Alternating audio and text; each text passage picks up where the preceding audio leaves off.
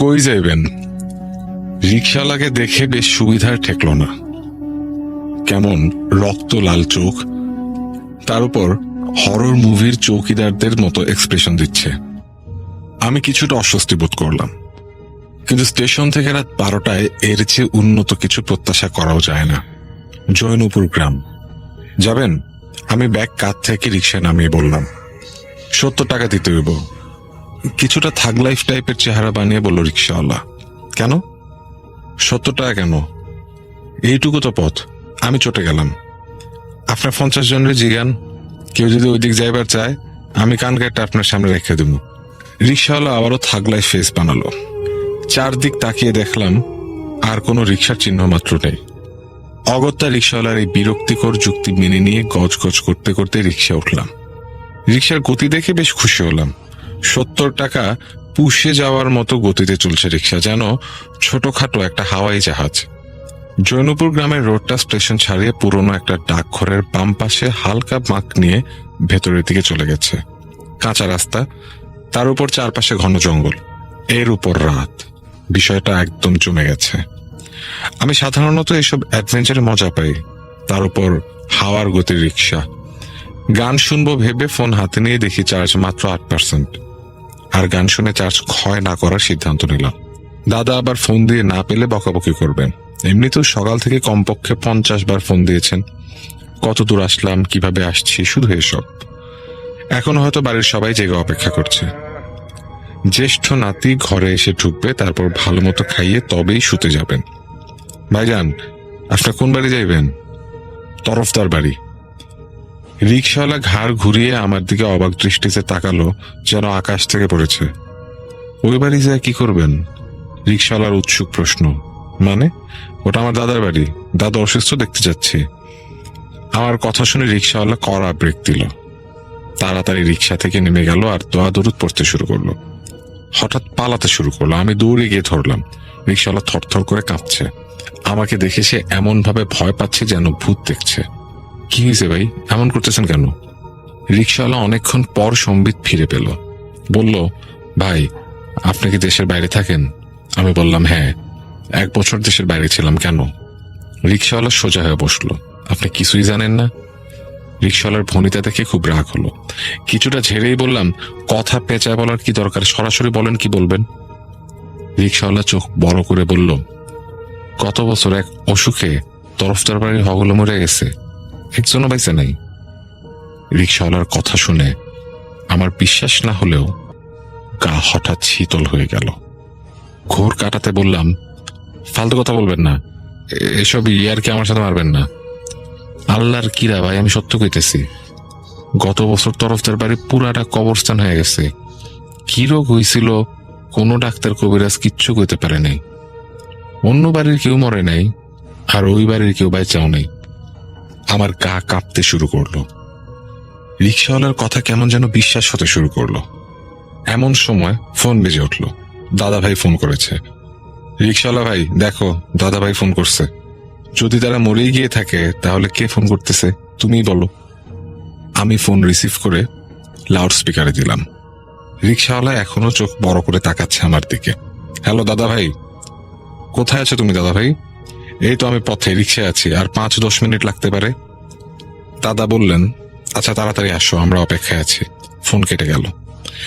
এবার শুনেছ তো রিকশাওয়ালা ভাই? ওনার কথা শুনছো তো? কি কইতেছেন আপনি? কার লগে কথা কইলেন? ওই দিক থেকে তো কেউ কথা কইল না। রিকশাওয়ালার কথা শুনে আমার গা জ্বলে গেল। তোর মাথা খারাপ হয়ে গেছে পাগল ছাগল? আমাকে বোকা বানানোর চেষ্টা করতেছিস? লুট করার ধান্দা? রিকশাওয়ালা কোনো জবাব দিচ্ছে না, যেন বাকরুদ্ধ হয়ে গেছে। তখন মনে পড়লো আমার ফোনের কল রেকর্ডিং গুলো চেক করা যেতে পারে। তাড়াতাড়ি করে রেকর্ডিং গুলো দেখতে লাগলাম। আজকের রেকর্ডিং গুলোর একটা চালু করে দেখলাম, এ কি, রিকশাওয়ালার কথাই সত্যি। শুধু আমার কথাই রেকর্ড হয়েছে, ও পাশের কোনো শব্দ নেই। সবগুলো রেকর্ডিংই একই রকম। ধপ করে বসে পড়লাম। মাথাটা কেমন যেন গুলিয়ে গেছে। মনে হচ্ছে শরীর নিস্তেজ হয়ে গেছে, পুরো শরীর ঠান্ডা হয়ে গেছে। মনে মনে যে কয়টি দোয়া দরুদ জানি সব পড়তে লাগলাম। রিকশাওয়ালাও ঠায় বসে আছে, তারও কোনো সারা শব্দ নেই। রাত গভীর হচ্ছে ক্রমশ। সাথে সাথে ভয়ও বাড়ছে। ভাই, আপনার নামটা তো জানা হলো না। আমার নাম শামসুদ্দিন। রিক্সাওয়ালার হতভম্ব ভাব তখনও কাটেনি। এদিকে রাত প্রায় 1টা পার হয়ে গেছে। দাদাবাড়ি যাওয়ার কথা ভাবছি। পৃথিবীতে আমার আপনজন বলতে তারাই। বাবা মাকে হারিয়েছি ছোটবেলায়। এরপর নানু বাড়ি ছিলাম পড়াশোনার জন্য। নানুরা শহরে থাকতো বলে। এরপর বিদেশ চলে যাই। সবই আমার খেয়াল খুশিপনা। গ্রাজুয়েশন করব, এই করব সেই করব, কিছুই হলো না। হুট করে নানা মারা গেল। গ্রাজুয়েশন শেষ না করেই গ্রাজুয়েশন ইনকমপ্লিট রেখেই চলে আসি। দাদা ভাই প্রায় ফোন করতেন। আমি দেশে আসার সাথে সাথে তার কড়া নির্দেশ যত তাড়াতাড়ি সম্ভব বাড়ি আসার। তার শরীর ভালো নেই, আমাকে দেখতে খুব ইচ্ছে করছে তার। কিন্তু এখানে এসে সব গুলিয়ে গেছে। কিন্তু আমি হাল ছাড়ছি না, আমি দাদা বাড়ি যাবই। শামসুদ্দিন ভাই, তুমি কি আমার সাথে তরফদার বাড়ি যাবা? ভাই, আপনার মাথা ঠিক আছে? সব তো নিজের কানে শুনলেন, এরপরেও যাইবার চান? আমার হঠাৎ কেমন যেন কান্না পেতে লাগলো। কাঁতো কাঁতো স্বরে বললাম, আমি আমার দাদা ভাইকে একবার দেখতে চাই। চলো না ভাই, আমি তোমাকে টাকা বাড়িয়ে দেব। আমার কথা শুনে রিক্সাওয়ালা বিড়বিড় করতে লাগলো। বোধহয় বলছে, এ কোন পাগলের পাল্লায় পড়লাম। বলাটাই স্বাভাবিক। কোনো সুস্থ স্বাভাবিক মানুষ তো আর একটা মৃত মানুষকে দেখতে চাইবে না। হঠাৎ রিক্সাওয়ালা শামসুদ্দিন দাঁড়িয়ে গেল। রিক্সা ঘুরিয়ে আবার সেই ঝড়ের বেগে রিক্সা চালিয়ে চলে গেল। ভাড়াটাও নিয়ে গেল না। রাত 1টায় আমি আল্লাহকে ভরসা মেনে এমন একটা বাড়ির উদ্দেশ্যে যাচ্ছি যে বাড়ির সবগুলো মানুষ মৃত। পথের মধ্যে 2বার দাদা ভাইয়ের ফোন এলো। রিসিভ করলাম না। দাদা বাড়ির গেটের সামনে এসে দাঁড়ালাম। একদম ঝকঝকে তকতকে, দেখে মনে হয় প্রতিদিন ঝাড় দেয়া হয়। বাড়ির সব মানুষ মারা গিয়ে থাকলে বাড়িটা ধ্বংসস্তূপ হয়ে পড়ার কথা। গেটে শব্দ করলাম, ভয়ে ভয়ে। ভেতর থেকে গলা খাঁকারির আওয়াজ শোনা গেল। এরপর হঠাৎ বিকট শব্দ করে গেটটা খুলে গেল। অন্ধকারে একটা লোক দাঁড়িয়ে আছে। চিনতে পারছি না ঠিক। একটু কাছে আসতেই চিনতে পারলাম। বুঝলো চাচা। চাচা কেমন আছেন? আমি শাহিন। শাহিন? আমরা সবাই তোমার অপেক্ষায় বসে আছি। কতদিন পরে তোমারে দেখতেছি, অনেক বড় হয়ে গেছো, চাচা গদগদ হয়ে বললেন। এমন সময় বাড়ির ভেতর থেকে দাদার শব্দ পেলাম। শাহিন আসছে, শাহিন। একটু এগোতেই দেখতে পেলাম দাদা ভাই এগিয়ে আসছেন। সেই হাসি মুখ, ধবধবে সাদা দাড়ি, কপালে সেই টুপি। আমাকে এসেই জড়িয়ে ধরলেন। দাদা ভাই কেমন আছেন আপনি? কান্না কান্না কণ্ঠে বললেন। এতদিন পরে আসছো জানতে দাদা ভাই কেমন আছে? আমি তো ভাবলাম তাও আসবা না, হয়তো মরলে দেখতে আসবা। দাদা ভাইয়ের চিরাচরিত আদরে আমি সব ভুলে গেলাম। আজ যা যা হয়েছিল সব বেমালুম ভুলে গিয়ে দাদা ভাইকে জড়িয়ে ধরে থাকলাম কিছুক্ষণ। একে একে সবার সাথে দেখা হলো। দাদু, 2জন চাচি, চাচাতো ভাইয়েরা, আমার জন্য সবাই জেগে বসে আছে। আমি আসার সাথে সাথে চাচি তরকারি গরম করতে বসিয়ে দিয়েছেন। দেখতে দেখতে 3টা বেজে গেল। আমাকে খেতে দেয়া হলো। সবাই আমার খাতিরদারি করতে বসে গেল, আর সাথে আমার ভ্রমণের গল্প শুনতে। তুমি স্টেশন থেকে কিভাবে আসলে? বুঝলো চাচা জিজ্ঞেস করেন। চাচা, রিক্সায় আসছি, একটাই রিক্সা ছিল, ওইটাই করে চলে আসছি। কার রিক্সা? দাদা সন্দেহের দৃষ্টিতে তাকিয়ে জিজ্ঞেস করলেন। লোকটার নাম শামসুদ্দিন। উনি বলল এই গ্রামে অন্য কোনো রিক্সাওয়ালা আসতে রাজি হবে না, উনিই একমাত্র আসতে পারেন। ভাড়াও অবশ্য বেশি দাবি করেছেন, তাও কি করা, এত রাতে সফর সঙ্গে পাওয়া মুশকিল। সবাই আমার দিকে হা করে তাকিয়ে আছে। দাদা শব্দ করে তো আদরিত পড়তে লাগলেন। তারপর আমার গায়ে ফুঁ দিলেন। কি হয়েছে দাদা ভাই? আমি অবাক হয়ে প্রশ্ন করলাম। আল্লাহ তোমাকে সহি সালামতে নিয়ে আসছে, এটাই শুক্রিয়া। রিক্সাওয়ালা শামসুদ্দিন গত 1 মাস আগে অ্যাক্সিডেন্টে মারা গেছে। অনেকেই বলে তারে নাকি রিক্সা সহ প্রায় দেখা যায়। আমার হাত থেকে ভাতের লোকমাটা পড়ে গেল। গা কাঁপুনি শুরু হয়ে গেছে। এবার আস্তে আস্তে সব মিলে আসছে। ঝড়ের বেগে রিক্সা চালানো, স্টেশনে একা একজন মাত্র রিক্সাওয়ালা, ভয়ঙ্কর চোখ। ভাবতে গা শিউরে উঠছে যে একটা ভূতের সাথে এত রাতে আমি একসাথে ছিলাম। আবার সেই কিনা আমার পরিবারকে আমার কাছে মৃত হিসেবে উপস্থাপন করেছে, যাতে আমি এখানে না পৌঁছাতে পারি আর ওর উদ্দেশ্য সাধন হয়। কিন্তু একটা প্রশ্ন মাথায় ঘুরপাক খাচ্ছে, ওর উদ্দেশ্য যদি আমার ক্ষতি করা হয়, তাহলে আমাকে ফেলে পালিয়ে গেল কেন? সারা রাত ঘুম হলো না। উল্টাপাল্টা জিনিসপত্র মাথায় আসলো। ওই রিক্সাওয়ালাটার চেহারা মাথা থেকে সরাতে পারছিলাম না। আজ একটু হলেই হয়তো মারা পড়তাম। আমি তো রিক্সাওয়ালাটার কথা বিশ্বাসই করে নিয়েছিলাম প্রায়। বড় বাজা বেঁচে গেছি। এসব ভাবতে ভাবতে ফজরের আজান পড়ে গেল। আর ঘুমোতে পারলাম না। উঠে গেলাম শোয়া থেকে। অনেকক্ষণ রুমের মধ্যে হাঁটাহাঁটি করলাম। পুরো বাড়িতে কারো কোনো সারা শব্দ নেই। আশ্চর্য, নামাজ পড়তে ওঠেনি কেউ। ঘরের সামনের দরজা খুলে বেরিয়ে এলাম। আলো হয়ে গেছে অনেকটা। পাখিদের কিচিরমিচির ছাড়া আর কোনো শব্দ নেই, সাথে হালকা মিষ্টি বাতাস। দাদু বাড়ির পাশেই ধান ক্ষেত। আইল বেয়ে হাঁটতে শুরু করলাম। ছোটবেলায় এমনই আইল বেয়ে কত দৌড়াতাম। সাথে সাথে দাদা ভাইয়ের কাছে নালিশ চলে আসতো, আপনার নাতিরা ধান নষ্ট করে ফেলছে। দাদা ভাই কিছু বলতেন না, আমরা বাসকারা পেয়ে যেতাম। আজ আইল বেয়ে হাঁটতে গিয়ে সেসব স্মৃতি মনে পড়ছে। এসব ভাবতে ভাবতে অনেক দূর হেঁটে চলে এসেছি। আলো হয়ে গেছে অনেকটা, কিন্তু কিন্তু এই কি, কোথায় ধান ক্ষেত? এই যে থুথু মাঠ। অথচ আমার জানা মতে এখন ফসলের সিজন। এ সময় মাঠে শুধু ধান আর ধান থাকার কথা। দূর দূরান্তে তাকিয়েও কোনো ফসলের চিহ্ন মাত্র দেখতে পেলাম না। মাঠ পেরিয়ে একটা বাড়ি পেলাম। এটা রোকন মাঝির বাড়ি, কিন্তু বাড়ির অবস্থা খুবই নাজুক, ভেঙে গুড়িয়ে গেছে। দেখে মনে হচ্ছে কেউ থাকে না অনেক কাল ধরে। বাড়িটায় উঁকি দিয়ে দেখলাম দরজা জানালা ভাঙা, কেউ নেই বাড়িতে। মনটা কেমন একটা অশনি সংকেত দিল আপনা থেকেই। বাড়িতে ফিরে আসার সিদ্ধান্ত নিলাম। হাঁটতে হাঁটতে মনে হচ্ছে পথ ফুরাচ্ছে না। দাদা বাড়ির কাছাকাছি এসে বাড়িটার দিকে তাকালাম। কেমন যেন পরিবর্তন ফিল করছি। গেটটা ভীষণ পুরনো লাগছে। মনে হচ্ছে অযত্নে অবহেলায় খসে পড়ার উপক্রম। চারপাশের বেড়াগুলো একই হাল। গেট খুলে ভেতরে ঢুকেই আমার চোখ ছানা পড়া। এ কি হাল বাড়ির! একটা মানুষ মরে গেলে, পচে গেলে যেমন বিশ্রী অবস্থা হয়, তেমনি অবস্থা বাড়িটার। দুদিন পর কঙ্কাল রূপ ধারণ করবে। কাল রাতে কি আমার চোখে পড়েনি, নাকি এখন আমার দৃষ্টিভ্রম হচ্ছে? 7-5 ভাবতে ভাবতে ভেতরে গেলাম, কিন্তু হায়, ভেতরেও একই অবস্থা। সবচেয়ে বড় হয়রানির কথা হচ্ছে ঘরের ভেতর কেউ নেই। সব রুম তন্ন তন্ন করে খুঁজলাম। দাদা, দাদু, চাচা, চাচি, কাউকেই পেলাম না। পুরো ঘরটা জীর্ণ শীর্ণ। সব আসবাবপত্রগুলো ঘুনে খেয়ে শেষ করে ফেলেছে। দেখে মনে হচ্ছে অনেক বছর এ বাড়িতে কেউ থাকে না। তবে কি শামসুদ্দিনের কথাই সত্যি? ও আল্লাহ! একটা চিৎকার দিয়ে ঘর থেকে বেরিয়ে রুদ্ধশ্বাসে দৌড়াতে লাগলাম।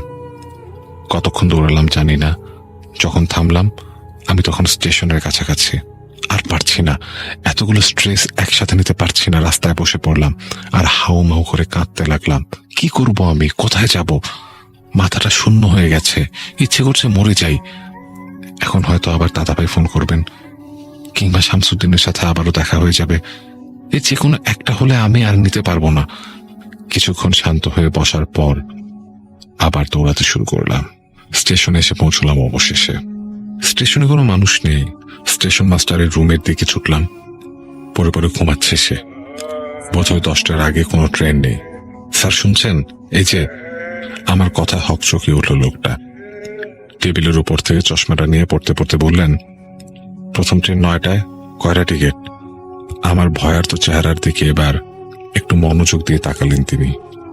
কি হয়েছে আপনার? এত দৌড়াদৌড়ি করে কোত্থেকে আসছেন? আমি খুব বড় বিপদে পড়েছিলাম স্যার। কি বিপদ? আমি জৌনপুর গ্রামে গিয়েছিলাম।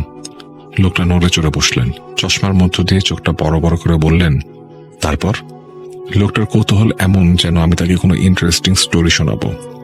স্যার, জৌনপুর গ্রামে কি হয়েছিল বলবেন প্লিজ? লোকটা বলল, এতদিন পর আপনি কোত্থেকে আসছেন মিয়া?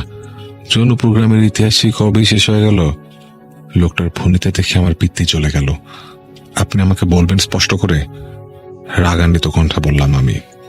চশমা খুলে রাখতে রাখতে লোকটা বলল, গত বছর এক অজানা ভাইরাস ছড়িয়ে পড়ে জৌনপুর গ্রামে। অনেক বড় বড় ডাক্তার এসেও সেটা সমাধান করতে পারেনি। অনেকে বলে এটা আল্লাহর গজব ছিল। অনেকে বলে গ্রামে খারাপ জিনের আক্রমণ হয়েছে, কিন্তু শেষমেশ কেউ বাঁচেনি। পুরো জৌনপুর গ্রাম কবরস্থান হয়ে যায়। পাশের গ্রামের লোকেরও অনেকে পালিয়ে যায়। ওই গ্রামে এখন আর কেউ যায় না। শোনা যায় ওখানে এখনো নাকি রাতে ওই গ্রামের মানুষদের দেখা যায়। যে ওসবে আমার কাজ নেই, কে যাবে ভূতের বাড়ির নিমন্ত্রণ খেতে। মাথা তুলাতে লাগলেন স্টেশন মাস্টার। আমি চেয়ারে বসে পড়লাম, হা করে ঘড়ির দিকে চেয়ে রইলাম। 9টার ট্রেনে উঠবো। মরে যাওয়া কিছু মানুষের সাথে পুরো একটা রাত কাটিয়েছি ভেবেই গা শিউরে উঠল।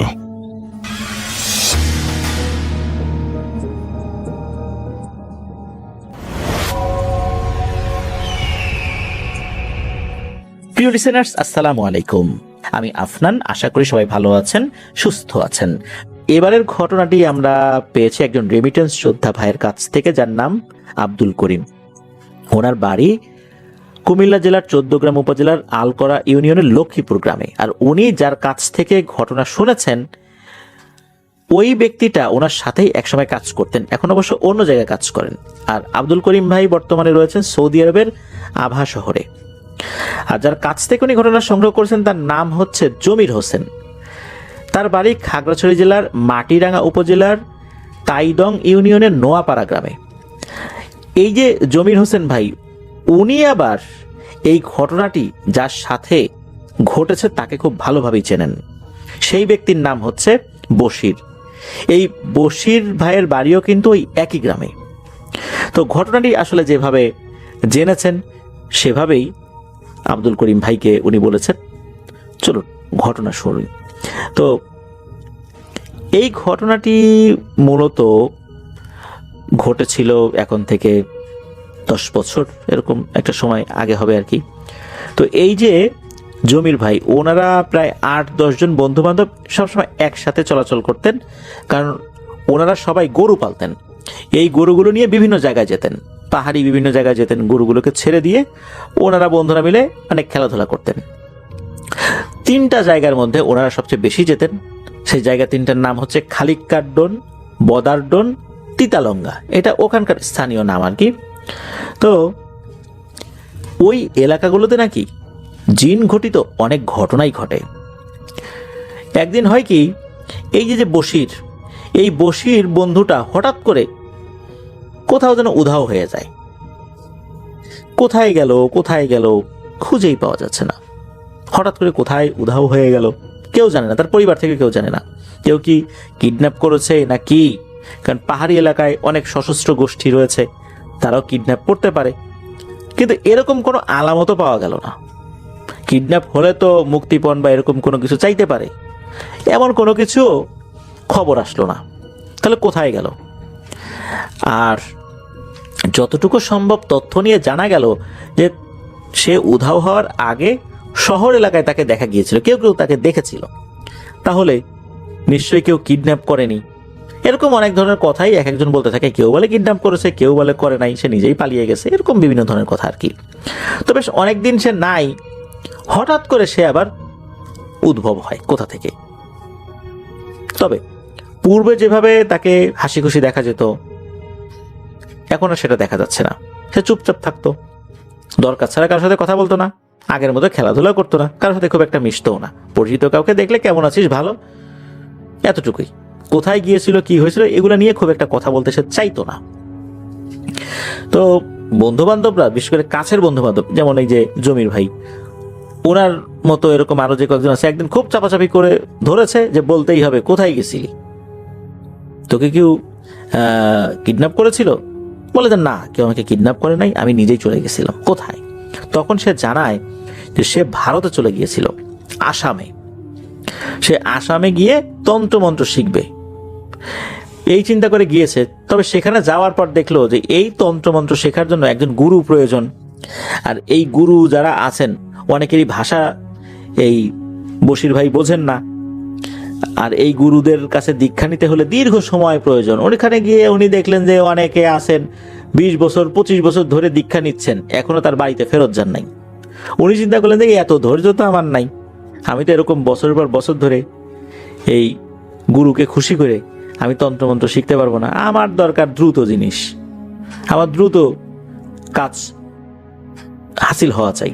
কি উদ্দেশ্য না ছিল? ছোটবেলা থেকেই ওনার হচ্ছে ধন সম্পত্তির প্রতি বেজায় লোভ ছিল, মানে তাকে ধনী হইতে হবে, যে কোনো ভাবে তাকে ধনী হইতে হবে। উনি চিন্তা করলেন ধনী হওয়ার উপায় কি। এভাবে নর্মাল কাজ করে তো ধনী হওয়া যাবে না, আর লেখাপড়াও খুব বেশি দূর তো আগান নাই যে চাকরি বাকরি করে চাকরি পাবেন, সেই চাকরির টাকা দিয়ে উনি ধনী হবেন সেই সুযোগও নাই। ব্যবসা বাণিজ্য যে করবেন তাদের আর্থিক অবস্থা এরকম ভালো ছিল না। তাহলে ধনী হওয়ার উপায় কি? সেটা হচ্ছে তন্ত্রমন্ত্র শিক্ষা অর্জন করে যদি গুপ্তধন পাওয়া যায়। উনি শুনেছিলেন তন্ত্রমন্ত্রের মাধ্যমে গুপ্তধন হাসিল করা যায়, তাহলে উনি ধনী হয়ে যেতে পারবেন অল্প সময়। আসামে গিয়ে বেশ কিছুদিন ঘোরাফেরা করে যখন দেখলেন যে এই অবস্থা, তখন চিন্তা করেন ধুর, গুরুর কাছে কোনো দীক্ষাই নেব না, এর থেকে ভালো ঘোরাঘুরি করে জাদুর একটা বই কিনে নিয়ে যাই, সেই বই অনুযায়ী গুপ্তধন পাওয়ার চেষ্টা করব। সে একটা কি করছে, বই কিনে নিয়ে আসছে। মানুষ আসামে গিয়ে গুরু ধরে তন্ত্রমন্ত্র শেখে, সে ওই উদ্দেশ্যে গেল, যখন দেখলো বাস্তবতা ভিন্ন, তখন সে একটা বই কিনে নিয়ে আসছে। এই বই কিনে নিয়ে আসার পর থেকে সে বিভিন্নভাবে চর্চা করার চেষ্টা করে যে কোনটা করলে ভালো হয়, কোনটা করলে ভালো হয়। সে নাকি মাঝে মাঝেই একটা মুসলিম কবরস্থানে গিয়ে একটা ভাঙা কবরের ভিতরে বসে বসে সে বই পড়তে থাকে। এটা পড়তে পড়তে নাকি কিছু হাসিল হলেও হইতে পারে। তো এরকম চিন্তা থেকে সে যেহেতু এই কাজ করে, আর এই কাজ করতে গেলে সাধারণ মানুষের সাথে মেশা যাবে না, বেশি কথা বলা যাবে না, গম্ভীর হয়ে থাকতে হবে, এরকম বেশ কিছু নিয়ম কারণ নাকি করতে হবে বা পালন করতে হবে, এটাও ওই বইয়ে লেখা আছে। এই জন্য সে কারোর সাথে সচরাচর কথা বলতে চায় না, মিশতে চায় না। এরপর লোকজন বুঝলো, ও আচ্ছা, তাহলে এই ব্যাপার, বসির তাহলে এই ধান্দাতে হাওয়া হয়ে গেছিল। এখন আবার এই তন্ত্রমন্ত্রের বই নিয়ে এসে সে সেটা বিশ্লেষণ করে গুপ্তধন হাতানোর একটা চিন্তা ভাবনা করতেছে। তখন ওনারা আবার জিজ্ঞেস করলেন যে কিভাবে গুপ্তধন হাসিল করবি? তখন বলতে ওখানে অনেক ধরনের নিয়ম কারণ লেখা আছে, শ্মশানে গিয়েও করা যায়, লাশের পোড়া কিছু অংশ থাকে যেগুলো পোড়ে না, এগুলো দিয়েও করা যায়। এর মধ্যে আর একটা সহজ পদ্ধতি আছে, সেটাই এই বশির ভাই করবেন বলে জানালেন। বলে যে শ্মশানে যাওয়া আমার পক্ষে সম্ভব না, ওইটা খুব ঝুঁকিপূর্ণ কাজ, অপেক্ষাকৃত সহজ একটা কাজ আছে। কি সেই সহজ কাজ? তখন এই বশির ভাই বললেন যে একটা নির্জন স্থানে যেতে হবে রাতের বেলা, সেখানে গিয়ে একটা ছোটখাটো হোক বড় হোক একটা মাটির একটা পাত্র, এই পাত্রটা নিয়ে যেতে হবে, এর মধ্যে 11টা কলা এবং 1 কেজি দুধ রাখতে হবে। তবে একটা শর্ত আছে, এই মাটির পাত্রটা নিয়ে যাওয়ার পর এক নিঃশ্বাসে গর্ত করতে হবে, এক নিঃশ্বাসে যতটুকু গর্ত করা যায়, এক নিঃশ্বাসে গর্ত করে ওই পাত্রটা ওই গর্তের উপরে বসিয়ে দিয়ে ঘুরে এক নিঃশ্বাসেই 11 কদম পেছনে চলে যেতে হবে, ওই পাত্রের দিকে তাকানো যাবে না।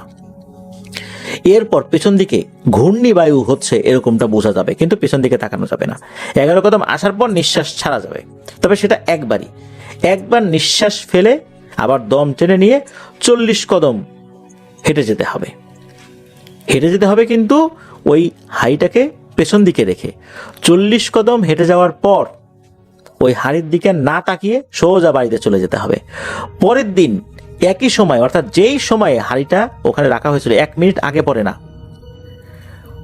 ওইখানে যেতে হবে, গিয়ে ওই পাতিলটা আনতে হবে। তখন ওই পাতিলটা আর খালি থাকবে না, সেখানে থাকবে অঢেল সম্পদ, গুপ্তধন। এইটা নাকি ওই বইয়ে লেখা আছে। এইগুলো যখন ওই বশির ভাই জানতে পারছেন, তখন তার লোভ আরো বেড়ে গেল। ওই শ্মশানে গিয়ে মৃতদেহের অবশিষ্টাংশ এগুলো নিয়ে গুপ্তধন হাসিল করা, এটা খুবই ঝুঁকিপূর্ণ। এর থেকে এটাই ভালো না যে হাড়ি রেখে আসবে, পরের দিন এসে দেখবে যে সব টাকা পয়সায় পূর্ণ হয়ে গেছে বা সোনা দানায় পূর্ণ হয়ে গেছে। এটাই তো অপেক্ষাকৃত সহজ। তো উনি ওই পদ্ধতিটাই অবলম্বন করার চিন্তা করেছিলেন। প্রিয় লিসেনার্স, এখানে আরও কিছু বিষয় রয়েছে, সঙ্গত কারণ আমি সেগুলো বলছি না, কারণ অনেকেই এটাই উৎসাহিত হয়ে এই কাজটি করার দুঃসাহস দেখাতে পারেন, যার কারণে আমি কিছু বিষয় কিন্তু অ্যাভয়েড করে গিয়েছি। তো যাই হোক, উনি এই কাজটি সত্যি সত্যি করতে গিয়েছিলেন পরবর্তীতে আর কি। মানে এটা তো প্রথম দিকে বলেছেন, এই আমাদেরকে যিনি ঘটনা দিয়েছেন তার যিনি কলিগ ছিলেন, অর্থাৎ এই যে জমির ভাইয়ের কাছে তো বশির ভাই বলেছেন। পরবর্তীতে এই যেই বশির ভাই, উনি সত্যি সত্যি এই কাজটি করতে গিয়েছিলেন। তবে এই কাজটি করতে গিয়ে পড়েছিলেন ভয়ঙ্কর এক বিপদে। সেটি কেমন? সেটি হচ্ছে, উনি ঠিক এক রাতের বেলা এরকম মাটির একটা হাঁড়িতে 11টা কলা, 1 কেজি দুধ এগুলো নিয়ে বেরিয়েছেন। বেরোনোর পর উনি একটি নির্জন স্থানে গিয়েছেন, হাতে একটা কোদাল নিয়ে গেছেন, একটু দমটা বেশি করে নিয়ে হাঁড়িটা একপাশে রেখে মাটির উপরে কয়েকটা কোপ দিয়েছেন কোদাল দিয়ে।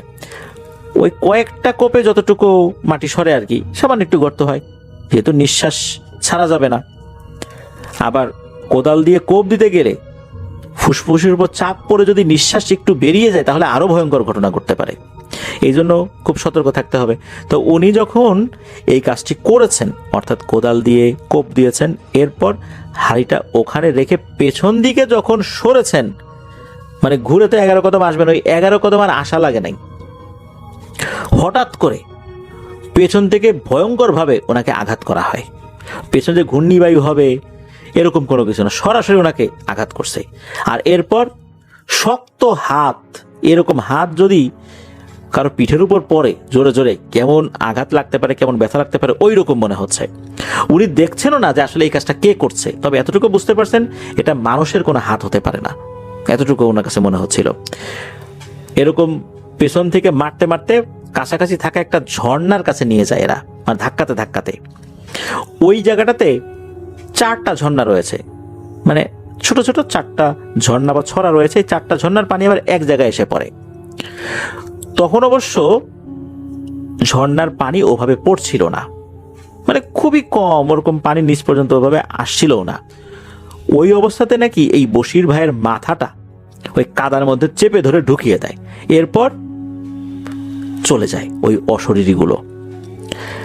বশির ভাইয়ের তো সেন্স নাই, হারিয়ে গেছে। এর মধ্যে কি হয়েছে যে ওনার কিছুক্ষণ পরে সেন্স আসছে, মাথাটা এমনভাবে ঢুকিয়েছে, ওই জায়গাটা কাদা থাকলেও শক্ত ছিল আর কি, ওনার নাকটা কাদার মধ্যে ঢোকে নেই, যার কারণে উনি নিঃশ্বাস নিতে পেরেছিলেন। ওনার যখন জ্ঞান আসে, উনি মাথাটা বের করেন, তখন আবার বৃষ্টি শুরু হয়েছে। আর বৃষ্টি যেহেতু শুরু হয়েছে, পাহাড়ের গা থেকে পানি ওই ঝর্ণা দিয়ে বেরিয়ে ওই জায়গায় এসে পরে। উনি মাথাটা বের করার পর খালি একটু পানির টাচ পেয়েছিলেন, পানি থেকে মাথাটা একটু দূরে সরিয়ে রেখেছেন, এরপর ওনার কিছু মনে নাই। 4 দিন পর নাকি লোকজন ওনাকে খুঁজে পায়। কিভাবে? ওই জায়গাতে তো লোকজন সচরাচর যায় না, কারো গরু হারিয়ে গিয়েছিল, ওখানে তো অনেকেই গরু পালে পাহাড়ি এলাকায়, গরু হারিয়ে গেছে। গরু খুঁজতে খুঁজতে ওই ঝর্ণার দিকে গিয়েছে, কারণ গরু হয়তো পানি খেতে পারে, পিপাসা লাগতে পারে, ওই ঝর্ণার ওই দিকে যেতে পারে ওখানে পানি খাবার জন্য। এই জন্য ওই দিকে যাওয়ার পর ওখানে বশির ভাইকে অজ্ঞান অবস্থায় পায়। তাও সেটা এই ঘটনা 4 দিনের মাথায় নাকি। ওখান থেকে বশির ভাইকে উদ্ধার করে নিয়ে আসা হয়। এরপর ওনার শারীরিক অবস্থা আস্তে আস্তে খারাপ হতে থাকে। তখন কিন্তু ওনার সেন্স ছিল মোটামুটি, টুকিটাকি কবিরাজি যারা জানে তাদেরকে দেখানো হলেও তারা কিছু বলতে পারে নাই। এরপর একজন তান্ত্রিকের সন্ধান পাওয়া যায়, যে ওই আসামে গিয়ে সে তন্ত্রমন্ত্র শেখে, আর তার বাড়ি হচ্ছে কুমিল্লা। তো সৌভাগ্যজনকভাবে ওই সময় সে কুমিল্লাতে অবস্থান করছিল, মানে কিছুদিন জন্য আসছে, ওস্তাদের অনুমতি নিয়ে আবার সে যাবে ওখানে। তো কুমিল্লাতে সে আসছে, এরকম একটা সন্ধান যখন পাওয়া যায়, কুমিল্লাতে তার কাছে নিয়ে যাওয়া হয়। তো কুমিল্লাতে যখন তার কাছে নিয়ে যাওয়া হয়, তখন এই বশির ভাইকে দেখেই নাকি ওই তান্ত্রিক অশুভ কিছু বুঝতে পেরেছিলেন। ওই সময় কিছু বলেন নাই, তান্ত্রিক একটি বৃত্ত এঁকে তার মধ্যে ওই বশির ভাইকে বসান এবং বিভিন্ন ধরনের মন্ত্র পড়ে 1 গ্লাস পানির সামনে রেখে 1 হাতের মুঠোয় কিছু বালু নিয়ে মন্ত্র পড়ে ওই গ্লাসের উপর যখনই ছুঁড়ে মেরেছে, বিকট আওয়াজে ওই গ্লাসটা ভেঙে যায়। এটা দেখে তো সবার মনের মধ্যে ভয় চলে আসে, একটা ভয়ঙ্কর অবস্থা সৃষ্টি হয় ওখানে। সাথে সাথে তান্ত্রিক বলে ওঠে, আপনারা চলে যান, এই লোককে আর ঠিক করার কোনো সুযোগ নাই, আর কোনো তান্ত্রিক কবিরাজি একে ঠিক করতে পারবে বলে মনে হয় না। কি হয়েছে, কেন হয়েছে, এই বিষয়ে ওই তান্ত্রিক কোনো উত্তর দেয় নাই। ওখান থেকে আসার পর এই বশির ভাই তো উনি সব কথা খুলে বলেছিলেন, কি হয়েছিল ওখানে আসার বিষয় অনেককেই বলেছিলেন, ওখানে যাওয়ার আগেও বলেছিলেন, কারণ তান্ত্রিক তো আর একজন দেখে নাই, এটা তো লাস্ট একজন দেখেছিল আর কি। এর আগেও বিভিন্ন মানুষের সাথে কথা হয়েছে, বশির ভাই বলছিলেন যে উনি কি করতে গেছিলেন, এই জন্য অনেক মানুষ জেনে যায়। তবে ওই তান্ত্রিকের কাছ থেকে আসার পর থেকে বশির ভাইয়ের মধ্যে পাগলামি ভাব শুরু হয়ে যায়। এরপর থেকে উনি পুরোই পাগল হয়ে যায় অল্প কিছুদিনের মধ্যে। সুস্থ অবস্থায় তো উনি এটা বলেছিলেন। এই বশির ভাই নাকি এখনো জীবিত আছেন, পাগল অবস্থাতেই আছেন। তবে উনি যে এলোমেলোভাবে ঘুরে বেড়ান তা না, উনি ওনার পরিবারের সাথেই আছেন, তবে পাগল। ওনাকে আটকে রাখা হয়। দারুণ একটা ঘটনা ছিল, খুব ভালো লেগেছে আমার কাছে। তো এই পর্যন্তই ছিল ঘটনা।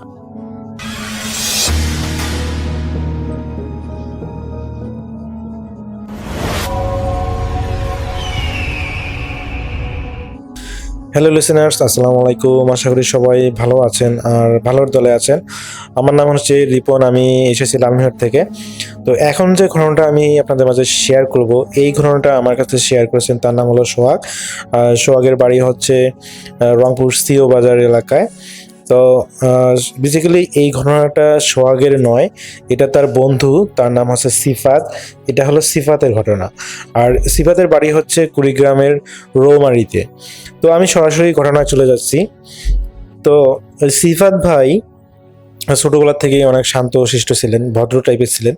তো দেখা যায় যে যখন তিনি কলেজে পড়া শুরু করেন, বিশেষ করে তিনি আসলে উন্মুক্ত কলেজে পড়তেন, উন্মুক্ত যে বিশ্ববিদ্যালয় বা কলেজ যেটা বলে আমরা। তো ওইখানে পড়াশোনা করার সময় তো তিনি মেসে থাকতেন। তো ওই মেসে থাকা অবস্থায় তার অনেক বন্ধু তিনি দেখতেন যে তারা হলো সবাই রিলেশন করে, কিন্তু তিনি আসলে ছোটোবেলার থেকে যেহেতু ভদ্র টাইপের ছিলেন, তো দেখা যায় যে তিনি কখনো রিলেশনে জড়ান নাই বা ওইভাবে কোনো মেয়ের সাথে আর কি রিলেশন করেন নাই।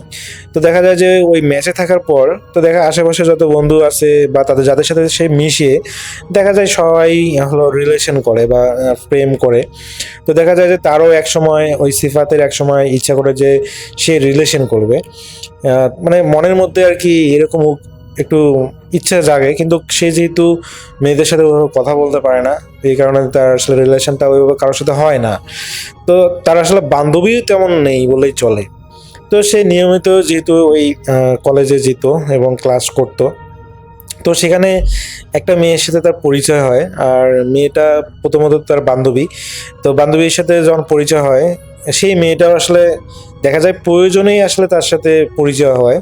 তো একদিন ক্লাসে আসলে একটা অ্যাসাইনমেন্ট করা হয়েছিল, যেটাতে সিফাত সেদিন আসলে কোনো একটা কারণে সে তাদের বাসায় চলে এসেছিল, যার কারণে সেই অ্যাসাইনমেন্টে যে বিষয়গুলো সেগুলো বিষয়ে সে আসলে জানে না। তো পরবর্তীতে ক্লাসে যখন ওই অ্যাসাইনমেন্টের হলো যেহেতু মার্ক যোগ হয়, তো সেই কারণে দেখা যায় যে তাকে ওই জিনিসটা কালেক্ট করার জন্য প্রয়োজন পড়ে, কিন্তু তার আসলে ওইরকম কোনো বন্ধু বান্ধব ছিল না। আর যারা ছিল তারাও আসলে ওই মানে ক্লাস করে করে না, এরকম একটা অবস্থা। দেখা যায় যে ম্যাক্সিমামগুলোই ক্লাস করে না, উন্মুক্ত যারা পড়ে সবাই ক্লাস করেই না। হাতে গোনা হয়তো বা 10% 20% ক্লাস করে, কিন্তু দেখা যায় যে ওই ক্লাসের ম্যাক্সিমাম মেয়েগুলো কিন্তু সবগুলোই রেগুলার ক্লাস করে। তো যেহেতু মেয়েগুলো রেগুলার ক্লাস করে এবং যেহেতু ওই জিনিসটা ইম্পর্টেন্ট, তো দেখা যায় যে এই কারণেই সে একটা মেয়ের সাথে কথা বলে, নিজের থেকে কথা বলে এবং পরবর্তীতে তার কাছে অ্যাসাইনমেন্টটা নেওয়ার পর সে আর কি একটু মানে তার একটা হেল্প হয়। তো এইভাবে আসলে সেই মেয়েটার সাথে তার কথা বলা শুরু। তো পরবর্তীতে দেখা যায় যে সেই মেয়েটাও হলো অনেক দিন ধরে কলেজে আসতেছিল না, প্রায় 2 মাস কলেজে আসেনি। তো এই সময়ের মধ্যে আর ওই 2 মাস পরে আসলে যখন ক্লাস মেয়েটা আসা শুরু করেছে, তার ঠিক 2 মাস পরে তাদের পরীক্ষা সামনে। তো দেখা যায় যে মেয়েটা হলো 2 মাস না আসার কারণে অনেকগুলো অ্যাসাইনমেন্ট কন বা হচ্ছে আদার্স অনেক কিছু তাদের গ্যাপ হয়ে গিয়েছে ওই মেয়েটার। তো এই মেয়েটাও আর কি এই সুযোগে সিফাতের সাথে যোগাযোগ করে সমস্ত কিছু সাজেশন বা ইয়াগুলো নেয়, নোটগুলো নেয়। তো এটার মাধ্যমে আসলে ওদের একটা ভালো একটা বন্ডিং বা কথাবার্তা হচ্ছিল। তো একসময় তাদের ফোন নাম্বার বিনিময় করা হয় এবং তারা ফোনে কথা বলা শুরু করে। তো রাসেল ভাই, এখানে যেহেতু আমি প্রথমে বলছিলাম যে সিফাতের আশেপাশে যত বন্ধু বান্ধব আছে সবাই কিন্তু রিলেশন করে, কিন্তু সিফাত করে না। তো পরবর্তীতে দেখা যায় যে সিফাতের ওই মেয়েটাকে আস্তে আস্তে ভালো লাগা শুরু করে এবং রাসেল ভাই তাদের এরকম করে প্রায় 2 বছর তারা সেখানে কলেজে তারা অধ্যয়ন করার পর সিফাত একসময় সাহস করে সেই মেয়েটাকে প্রপোজ করে এবং মেয়েটাও সিফাতকে জানায় যে সেও তাকে ভালোবাসে। এবং রাসেল ভাই যখন তারা দুজনে দুজনকে বলে যে হ্যাঁ দুজন দুজনকে ভালোবাসে এবং তাদের ভালোবাসাটা একটা খুবই ভালোভাবে আর কি কন্টিনিউ হতে থাকে। তো এরকম করে কন্টিনিউ হতে হতে তারা একটা ভালো ফ্রেন্ডশিপ, ভালো রিলেশনে চলে যায়। তো এক সময় তারা সিদ্ধান্ত নেয় যে তারা বিয়ে করবে। তো যেহেতু তাদের অলরেডি বিয়ের বয়স হয়ে গিয়েছে, তো দেখা যায় যে যদিও তারা প্রতিষ্ঠিত না বা সিফাত বা হচ্ছে সে মেয়েটা পড়াশোনা এখনো শেষ হয়নি, কিন্তু আসলে যারা রিলেশন করে তারা তো একসময় বিয়ে করে, অনেক সময় দেখা যায়। তো দেখা যায় যে ইতিমধ্যে হলো ওই মেয়েটার বাসাতে দেখা যায় যে ওদের বাড়ি থেকে বিয়ে দেওয়ার একটা চাপ তৈরি হয়। তো সেই কারণে সিফাত মেয়েটাকে বলে যে আমি তোমাকে বিয়ে করব, তো তুমি কি বলো। পরে আর কি মেয়েটা রাজি হয়, যেহেতু তার বাসা থেকেও বিয়ের চাপ দিচ্ছিল। তো তারা দুজন প্রথমত তাদের পরিবারকে জানায়, বিশেষ করে মেয়েটা আগে জানায় যে সে একটা ছেলেকে পছন্দ করে। এবং যখন পরিবারের লোকজন জানতে চায় যে ছেলে কি করে, তখন ওই মেয়েটা বলে যে সিফাত হচ্ছে তাদের সাথেই পড়ে। তো এটা শোনার পর সেই মেয়ের পরিবার রাজি হয় না। তো তারা আসলে তাদের মেয়েকে বেকার ছেলেকে দিতে আগ্রহী ছিল না। তো রাসেল ভাই পরবর্তীতে সেই বিয়েটা না করে দেয় এবং কোনোভাবেই সিফাতের সাথে মেয়েটাকে বিয়ে দেবে না। তো এটা সিফাত জানার পর সে খুব মন খারাপ করে এবং মেয়েটা তাকে বলে যে চলো আমরা পালিয়ে বিয়ে করি। তো রাসেল ভাই তারা দুজনে পালিয়ে বিয়ে করে, পালিয়ে বিয়ে বলতে এখানে তারা চুপি চুপি আর কি বিয়ে করে। তো বিয়ে করে প্রায় 3 মাস পর যখন মেয়েটাকে তার পরিবারে বিয়ে করার খুবই ফোর্স করতেছিল, যে মানে অন্যান্য পাত্রপক্ষ যখন তাকে দেখতে আসতেছিল, তো তখন আর কি মেয়েটা স্বীকার করে যে আমার বিয়ে হয়ে গেছে। তো এটা শুনে যেন তাদের পরিবারের লোকজনের উপর মানে আকাশ ভেঙে পড়ে, যে কি বলে একটা অবিবাহিত মেয়ে সে বলে নাকি তার বিয়ে হয়ে গেছে। তো যখন জিজ্ঞেস করে যে কার সাথে তোর বিয়ে হয়ে গেছে, কি বলে সেগুলা, তখন আর কি সেই মেয়েটা বলে দেয় যে আমার সিফাতের সাথে বিয়ে হয়ে গেছে। তো রাসেল ভাই এখানে মেয়েটার নাম হচ্ছে তন্নি। তো তন্নি বলে যে আমার সিফাতের সাথে বিয়ে হয়ে গেছে।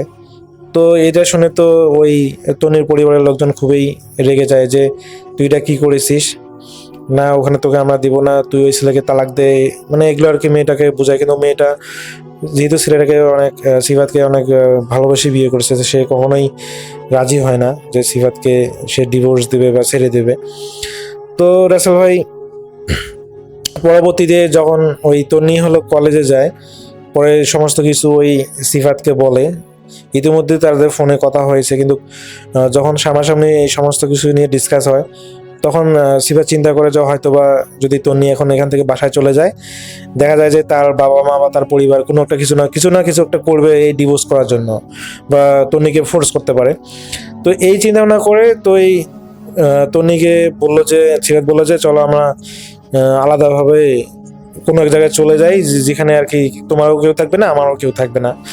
তো এটাতে তন্নি রাজি হয়ে যায় এবং পরবর্তীতে তারা দুজনেই সেখান থেকে রংপুর থেকে তারা আসলে বগুড়ায় চলে যায়। তো বগুড়ায় চলে যাওয়ার পর ওখান থেকেই তারা হলো দেখা যায় প্রথমত সিফাত হলো একটা বেসরকারি কোম্পানিতে চাকরি নেয়।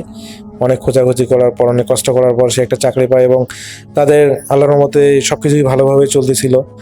তনি আসলে ঘরোয়া মানে ঘরেই ছিল এবং সিফাত বাইরে কাজ করে, তাদের ভালোই চলছিল। তো এরকম করে 6 মাস চলার পর ওই সিফাতের পরিবার আর কি সিফাতের সম্পর্কটা মেনে নেয়। তো পরবর্তীতে জানায় যে তোর বাইরে থাকার দরকার নাই, তুই বাসায় চলে আয় বউকে নিয়ে, কোনো সমস্যা নেই। তো যেহেতু সিফাতের পরিবার সবকিছু মেনে নিয়েছে, তো পরবর্তীতে দেখা যায় যে তন্নিকে সাথে নিয়ে সিফাত তাদের বাসায় যায় এবং বাসায় যাওয়ার পর তাদের সবকিছুই সুন্দরভাবে চলে। তো রাসেল ভাই তাদের বিয়ে হওয়ার এরকম পরে প্রায় 7-8 মাস চলে। তো সেই সময় তন্নির তার মার সাথে কোনো কারণে কথা বলছিল একদিন, হয়তোবা তন্নির মায়ের ফোন দিয়েছিল এবং বলেছিল যে তারা ওনাকে মেনে নিয়েছে। তো তারা সেদিন প্রচণ্ড পরিমাণ খুশি হয়েছিল যে তন্নির বাবা মা এই বিষয়টাকে বা তাদের এই বিয়েটাকে মেনে নিয়েছে, তারা তো মহা খুশি। তো দেখা যায় যে তন্নির পরিবারকে সমস্ত পরিবারকে দেখা যায় তারা দাওয়াত দেয়, সিফাতের পরিবারের পক্ষ থেকে দাওয়াত দেওয়া হয়। তো পরবর্তীতে যখন দাওয়াত দেওয়া হয়, তো তন্নির পরিবারের সপরিবার চলে আসে এবং রাসেল ভাই ওই তন্নির পরিবার যেটা দেখে উপলব্ধি করে সেটা হচ্ছে যে তন্নিরা যেরকম অর্থ সম্পদশালী ছিল, সেই রকম অর্থ সম্পদশালী সিফাতরা ছিল না। সিফাতরা তাদের তুলনায় দেখা যায় যে অর্ধেকও হবে না, মানে বলা যায় যে তাদের থেকে কম সম্পদশালী। যদিও বা গরিব ছিল না, সিফাতরাও চলার মতো ভালো যথেষ্ট পরিমাণ সম্পত্তি ছিল, কিন্তু সেখানে আর কি তন্নিরা খুবই বড় লোক ছিল।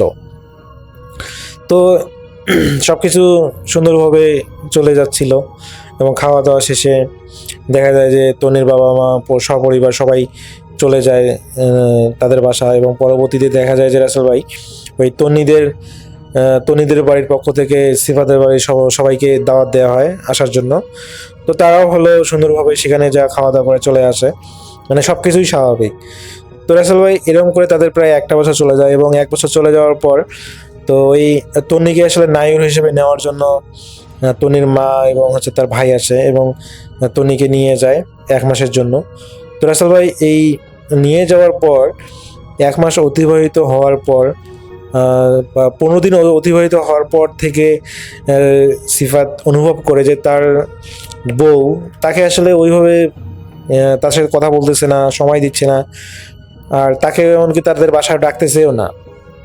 তো এরকম করে যখন করতে করতে 1 মাস চলে যায়, তো দেখা যায় যে ওই তন্নি একদম মনে হয় যে তার সাথে যোগাযোগ করা বন্ধ করে দিয়েছে। আর যদি সিফাত নিজে থেকে ফোন দেয়, তন্নি খুবই বিরক্ত হয়। তো একসময় সিফাত খুবই মানে একটা অকার্ডের মতো আর কি অনুভব করে যে এটা কি হচ্ছে তার সাথে, আর তন্নি 1 মাসের মধ্যে এত পরিবর্তন হলো কিভাবে। তো রাসেল ভাই এরপর হলো তন্নিকে নেয়ার জন্য ওই সিফাতের মাকে হলো পাঠানো হয়। তো সিফাতের মা যখন তন্নির পরিবারে যায়, যাওয়ার পর ওই তন্নির পরিবারের লোকজন সিফাতের মাকে প্রচণ্ড পরিমাণে অপদস্থ করে। তো দেখা যায় যে সেখানে তার মা কান্না পর্যন্ত করে দেয়, এবং পরে হলো সিফাতের মা বাসায় চলে আসে এবং সিফাতকে বলে যে আমাকে এরকম করে অপমান করেছে। তো পরবর্তীতে সিফাত নিজে চলে যায় তন্নিকে নেওয়ার জন্য, এবং নিয়ে যাওয়ার পর দেখে যে তন্নির সাথে কোনোভাবেই দেখা করতে দিচ্ছে না, এবং পরবর্তীতে যখন কারণ জানতে চায় তখন ওরা কোনো কারণ জানায় না, বলে যে কোনো গরিবকে তাকে মানে গরিবের ঘরে তাদের মেয়েকে দেবে না, কোনো বেকার ছেলেকে তাদেরকে দেবে না। সিফাত যেন তনির সাথে যোগাযোগ করার চেষ্টা না করে, এটাই ভালো হবে, নাহলে সিফাতের অনেক বড় ক্ষতি হয়ে যাবে। এটা বলে আর কি সিফাতকে ফিরিয়ে দেয়। তো পরবর্তীতে সিফাত যখন তনির সাথে কোনোভাবেই কোনো ফোনে হোক বা সরাসরি কোনোভাবেই যোগাযোগ করতে পারতেছে না, তো সে অনেক ওই এলাকায় থেকে মানে তনির সাথে যোগাযোগ করার চেষ্টা করে। তো পরে জানতে পারে যে তনি আসলে এলাকাতেই নেই, তনিকে কোথাও পাঠিয়ে দেওয়া হয়েছে। তো এরপর আসলে এইভাবে কেটে যায় রাসেল ভাই প্রায় 6 মাস। তাদের বিয়ে হওয়ার 1.5 বছরও দেখা যায় যে 8 মাস বা 10 মাস তাদের ভালো কেটেছিল, পরবর্তীতে 6 মাস তাদের খুবই বাজেভাবে কেটেছে। তো রাসেল ভাই এরকম করে তাদের দেখা যায় যে 6 মাস কেটে যাওয়ার পর সিফাত এক ধরনের মানে পাগল প্রায় অবস্থা। তো সে অনুভব করে যে সে তনিকে খুবই মিস করতেছে, কিন্তু কোনোভাবেই তনিকে এঙ্গেজ করতে পারতেছে না। তো পরবর্তীতে সিফাত পুনরায় হলো ওই তনির সাথে যতভাবে যোগাযোগ করা যায় চেষ্টা করে, কিন্তু সবভাবেই যেন সে ব্যর্থ হয়। তো একদিন সে হলো কুড়িগ্রামে যায়, এবং কুড়িগ্রামে যাওয়ার পর সে আসলে ওই তনির সাথে দেখা করতে যায়নি, তার একটা বন্ধুর বাসায় গিয়েছিল সিফাত। তো সেই সময় ওই এলাকাতে তন্নির সাথে হঠাৎ তার রাস্তায় দেখা হয়। তো দেখা হওয়ার পর তন্নি মনে হয় যে তাকে চিনেই না, মানে তার ফেস বা হচ্ছে তার ব্যবহার এমনটাই যে সে সিফাতকে কোনোদিন দেখেনি বা চিনে না। তো সিফাত যখন সামনাসামনি যে কথা বলার চেষ্টা করে, তো তন্নি দেখে যে তাকে চিনে না। তো সে দেখা যায় যে অপরিচিত হিসেবে মানুষের সাথে যেভাবে আচরণ করে একজন, সেভাবে তন্নি তার সাথে আচরণ করতেছে। তো রাসেল ভাই এটাতে সে সিফাত প্রচন্ড পরিমাণে আঘাত পায়, এবং সে কি করবে বুঝতে পারতেছে না। সে অনেক কান্না করেও সে মেয়েটাকে বোঝার চেষ্টা করে, কিন্তু মেয়েটা যেন তাকে কোনোভাবেই চিনতে পারতেছে না। তো এইভাবে চলে যায় প্রায় রাসেল ভাই 1 বছর। এদিকে দেখা যায় যে রাসেল ভাই ওই সিফাতও ধীরে ধীরে শুকিয়ে যাচ্ছে, খাওয়া দাওয়া তার রুচি নেই, অনেক কিছু সমস্যা তৈরি হচ্ছে। তো এক সময় দেখা যায় সিফাত এতটাই শুকনা হয়ে যায় যে রাসেল ভাই, সে অনেক সুন্দর, দেখতে অনেক সুন্দর ছিল, স্মার্ট ছিল, তার ওজন প্রায় ছিল 75 কেজি সামথিং, লম্বা ছিল, অথচ সে এত পরিমাণে শুকিয়ে যায়, ওর ওজন প্রায় 40-এর কাছাকাছি চলে আসে। তো তার পরিবারের লোকজন খুবই টেনশনে পড়ে যায় যে তার ওই মেয়েটার কারণে হয়তো তাদের ছেলেটা আজকে এই অবস্থা। তো পরবর্তীতে যখন দেখে যে সিফাত একদম অসুস্থ হয়ে গেছে, তো পরবর্তীতে যখন অনেক ডাক্তার দেখা হয়, কোনো ডাক্তারেই কোনো কাজ হচ্ছিল না, কোনো ওষুধেই মনে হয় যে তার কাজ হচ্ছিল না। তো পরবর্তীতে এলাকার একজনের পরামর্শে বলে যে আপনাদের ছেলেকে কোনো কবিরাজকে দেখানো, হয়তোবা ভালো মানে রোকাইয়া পাবে। তো পরবর্তীতে তাকে একজন কবিরাজকে দেখানো হয় এবং রাসেল ভাই কবিরাজকে দেখানোর পর তাদের পরিবারের উপর যেন আকাশ ভেঙে পড়ে। সেই কবিরাজ জানায় যে তাদের ছেলেকে কালো জাদু করা হয়েছে। বলে যে কিভাবে কালো জাদু করা হয়েছে, তো বলে যে এরকম আপনাদের ছেলের মানে যে কাপড় চোপড়গুলো পরে সেখান থেকে কাপড় নিয়ে তার উপর কালো জাদু করা হয়েছে।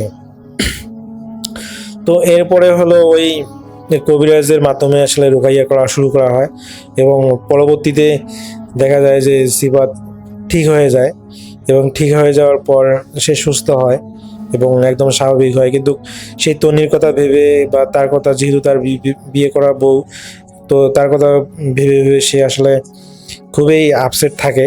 কিন্তু সে এখন সুস্থ। কিন্তু পরবর্তীতে রাসেল ভাই যখন ওই তন্নির সাথে আবার যোগাযোগ করার চেষ্টা করে সিফাত, সে জানতে পারে, ওই একই কবিরাজের মাধ্যমে জানতে পারে যে ওই তন্নিকেও নাকি হলো এমনভাবে বশ করা হয়েছে যেন সে সিফাতকে ভুলে থাকতে পারে। এই কারণে আসলে ওই তন্নি চাইলেও এখন আসলে সিফাতকে চিনতে পারবে না। তো রাসেল ভাই এরকম করে চলার পর একসময় সিফাত খুবই মানে কষ্ট যেহেতু পায় এবং সেই মেয়েটাকে নিয়ে আর কত কষ্ট পাবে, এবং তার পরিবার তাকে জানায় যে তুই ওই মেয়েটাকে ভুলে যা, ওই মেয়েটাকে ডিভোর্স দিয়ে দে, তুই নতুন করে শুরু কর। কিন্তু কোনোভাবেই সিফাত পারতেছিল না। তো দেখা যায় এরকম করে তাদের কেটে যায় 2টা বছর এবং সে প্রায় 1 বছর 2 মাস ধরে তার বিয়ে করা স্ত্রীর সাথে কোনোভাবেই কোনো মাধ্যমভাবেই যোগাযোগ করতে পারতেছে না। আর যদিও সে এর আগে একবার রাস্তা দেখা পেয়েছিল, কিন্তু সে দেখেছে যে সে মেয়েটা তাকে কোনোভাবেই চিনে না। তো রাসেল ভাই এরপর সিফাত এক প্রকার বাধ্য হয়ে সেই মেয়েটাকে ডিভোর্স দেয় এবং ডিভোর্স দেওয়ার পর তো যখন সে তার ওই বন্ধুর এলাকাতে একদিন ঘুরতে যায়, সে জানতে পারে যে সেই তন্নির নাকি আজ থেকে 1 বছর আগেই বিয়ে হয়ে গেছে। এটা শুনে রাসেল ভাই তার জন্য মাথায় আকাশ ভেঙে পড়ে যে কি বলে, তাদের ডিভোর্স হয়ে যায় নাই, তার আগেই তারা তাদের মেয়েকে বিয়ে দিয়ে দিছে। তো এটা শুনে সে খুবই মর্মাহত হয় এবং তার করার কিছুই নেই, কারণ সে ইতিমধ্যেই ডিভোর্স দিয়ে ফেলেছে। তো রাসেল ভাই এরপর আসলে সিফাত দিয়ে মানে প্রথমত খুবই শক খাওয়ার পর আসলে তার পুনরায় স্বাস্থ্য ক্ষতি হয়ে যায়, কিন্তু পরবর্তীতে সে আস্তে আস্তে রিকভার করে। তো এখন আসলে সে ভালো আছে। তো সোহাগ যেটা জানিয়েছে তার বন্ধু এখন ঠিকঠাক আছে, সে এখন নাকি বিয়ে করে সংসার করতেছে, এখন সে ভালোই আছে। তো রাসেল ভাই এটাই ছিল সোহাগের ঘটনা, আর এটা হলো সিফাতের ঘটনা ছিল, যেটা তার সোহাগের বন্ধু সিফাতের সাথে ঘটেছিল। খুবই একটা মানে ভয়ানক একটা ঘটনা। আসলে কালো জাদু যে কত ভয়ঙ্কর হয় সেটা যাদের সাথে ঘটায় শুধু তারাই বুঝতে পারে। তো রাসেল ভাই এটাই ছিল ঘটনা।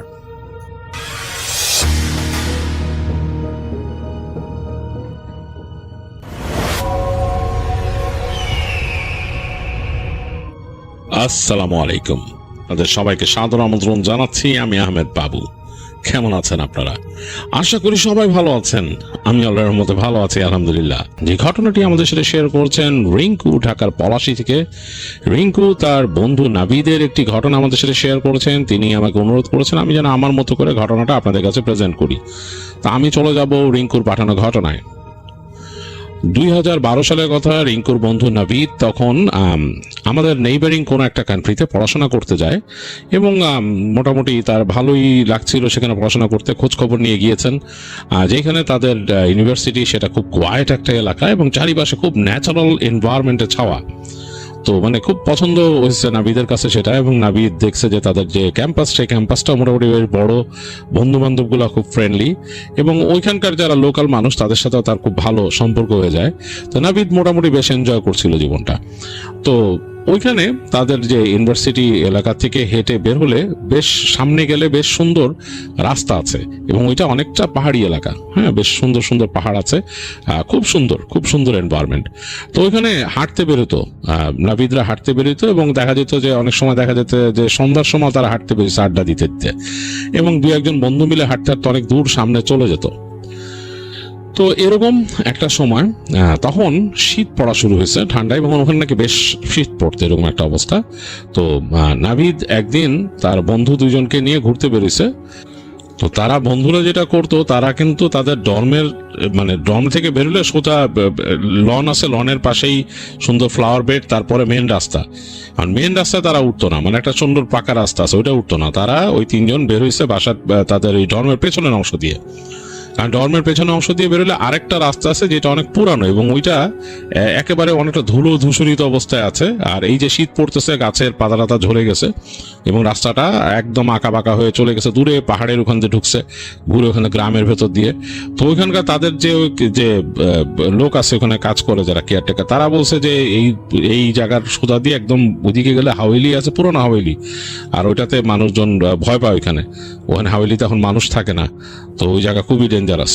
এই তো ওগুলা শোনার পরও ওরা কিন্তু নাবিদের এই দিক দিয়েই বেরোইতো। তো ওই দিনও বেরোইছে নাবিদ আর তার দুই ফ্রেন্ড, তারা তিনজন হাঁটতে হাঁটতে যাচ্ছে। তো এই গল্প করতে করতে ধূমপান করতে করতে সামনে চলে গেছে। তো যে একটা জায়গায় যে দেখে যে সন্ধ্যা ঘনায় যাচ্ছে আর কি, তখন মানে একেবারে সূর্য ডুবু ডুবু অবস্থা। আর এই জায়গায় রাস্তাটা বাঁক নিয়ে গেছে, তাদের যে রাস্তার যেখানে তারা দাঁড়ায় আছে সেখান থেকে ঢালের মতো নেমে গেছে অনেকখানি। এটা কিন্তু কাইন্ড অফ লাইক পাহাড়ের উপরের দিকে রাস্তাটা পড়ছে, তো ঢালের দিকে অনেক নেমে গেছে, নিচে আরো অনেক গাছগাছালি, এবং সুন্দর লাগতেছে সূর্যের আলোটা পড়ে শেষ বিকালের জায়গাটা খুব সুন্দর লাগতেছে। তো তারা তিন বন্ধু এখানে গল্প গুজব করতে করতে ওখানে মানে বেশ সময় কাটায় দিল। এর মধ্যে একেবারে সন্ধ্যা ঢলে গেছে, এরকম পড়ে যাবে। তো নাবিদরা যখন ব্যাক করবে অনেক ঠান্ডা, তো নাবিদের মনে হলো যে তার একটু জল প্রয়োগ করার প্রয়োজন। তো সে দুই বন্ধুরে বললো যে আমি আসতেছি। সে আঙ্গুল দিয়ে দেখাইলো, সাইন দেখা, বললো যে আমি আসতেছি। তো বলে কোথায় যাবি? তার বন্ধুরা বলতেছে যে এইখানে।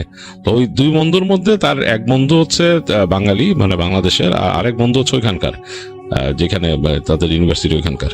তবে স্যার যা, তোরা হাসাহাসি করতেছে নাবিদকে নিয়ে। নাবিদ আর কথা না বলে সে ঢুকে গেছে ওখানে গাছগাছালির মধ্যে দিয়ে। তো দেখতেছে যে বন্ধুরা হাসতেছে তখনও, এবং এমনকি ওই যে তার যে ক্লোজ ফ্রেন্ড যে বাংলাদেশের, সে ওখান থেকে পাশ থেকে ছোট ছোট ইট টোকাই নিয়ে ওকে মারতেছে, ছুঁড়ে মারতেছে, ঠাস ঠাস করে মারতেছে। তো নাবিদ বুঝলো যে এখানে দাঁড়াইলে সমস্যা আছে, তারা ডিস্টার্ব করবে তার ফ্রেন্ডরা। আর ওই ওখানকার লোকাল ফ্রেন্ডটাও অনেক দুষ্টু, সেইটা ওইটা বলতেছে, আবার বলতেছে যে তাকে যে মানে তোর কথা বলবো সবাই, যে তুই গেলেই এরকম জল বিয়োগ করতে যায় সেদিক ওদিক। তো নাবিদ চিন্তা করলো যে যা, আমি একটু ভিতরে যেই করি, গাছগাছালি এখানে না করি। তো সে ওই হেঁটে গেল, ভিতর দিকে যাচ্ছে, এবং এদিকে তার বন্ধু কিন্তু সমানে তাকে ওই যে ছোট ছোট ইট টোকায় মারতেছে, ঠাস টুস করে মারতেছে। আবার বলে যে কই যাইতেছিস, ভিতরে যাইতেছিস বেশি, এসেই যাই হোক। সে না শুনতে শুনতে সে একটু ভিতরে ঢুকে গেল। এর মাঝে কিন্তু সূর্যের আলো কমে আসতেছে, অনেকটাই কমে আসতেছে। মানে আর গাছগাছালি সে যেহেতু আর একটু ভিতরের দিকে ঢুকছে, তো সুতরাং উঁচু গাছের উপরে রোদ লাস্ট যে রোদটা একদম লালিমাটা পড়ছে, ভেতরের দিকে কিন্তু অন্ধকার একটা। তো এক জায়গায় যেয়ে দেখলো যে নাবিদ যে না, ও বন্ধুদের কথাবার্তা এখন আর শোনাই যেতেছে না, প্রায় ওরা হাসাহাসি করতেছে বা যা বলছে খুব সামান্য একটু কথা আসতেছে, আর কিচ্ছু নাই। তো সে একটা গাছের গোড়ার মধ্যে, সেখানে সে চিন্তা করলো যে এখানে সে তার কাজ সারবে। তো যাই হোক, সে এরকম কাজ সারতেছে, তার প্রায় শেষ। এই সময় সে পেছন থেকে একটা নারী কণ্ঠ শুনলো। তো সে মানে তাকে বলতেছে যে কি করতেছে এখানে, ওইখানকার লোকাল ভাষা বলতেছে তারে। তো নাবিদ ভয় পেয়ে গেছে, সে ফট করে ফিরে তাকাইছে, তাকায় দেখে যে একটা মেয়ে বসা, মানে তার থেকে বেশ খানিকটা দূরে একটা গাছ কেটে নিছে আর কি। গাছের মানে মোটা একটা গাছ ছিল মনে হয়, তো সেটা কেটে ফেলা হয়েছে, গাছের গোড়াটা ওখানে রয়েছে। গাছের গোড়াটা আছে, কিন্তু গোড়াটা মানে শুকনা আর কি, মানে গাছটা অনেকদিন আগে কাটা হয়েছে বলছে। ওইটার উপরে একটা মেয়ে বসা। তো ওই গাছটা আগে নাবিদ খেয়াল করে না, এখন দেখলো যে মেয়ে বসে, এবং তখন কিন্তু সূর্য অনেক মানে পড়ে গেছে, বেশ অন্ধকার ওই জায়গায়।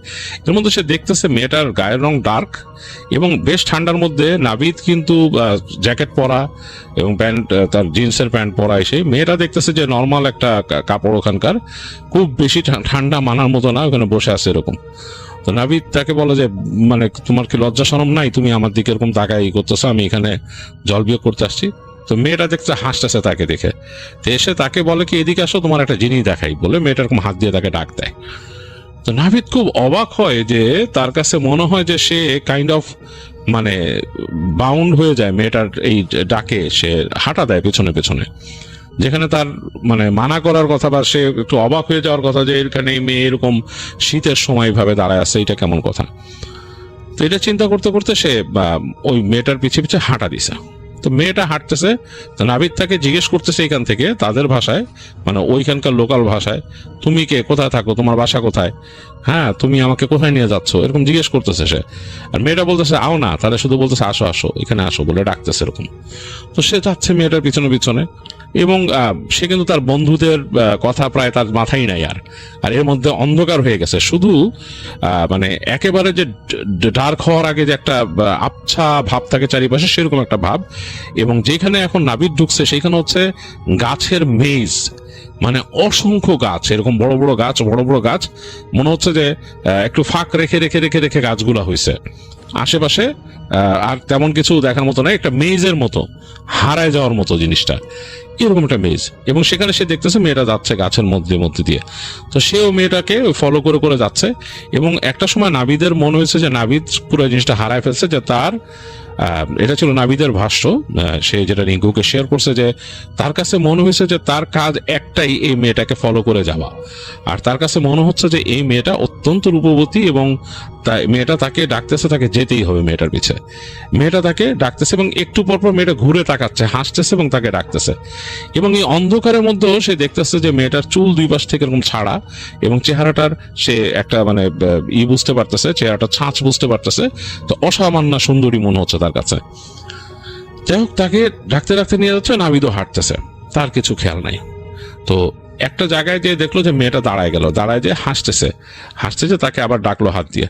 তো নাবিদ হেঁটে হেঁটে গেল কাছে, যে মেয়েটার সাথে তার তখন দূরত্ব হচ্ছে বেশি হলে 5 ফিট বা 7 ফিট এতটুকু দূরত্ব।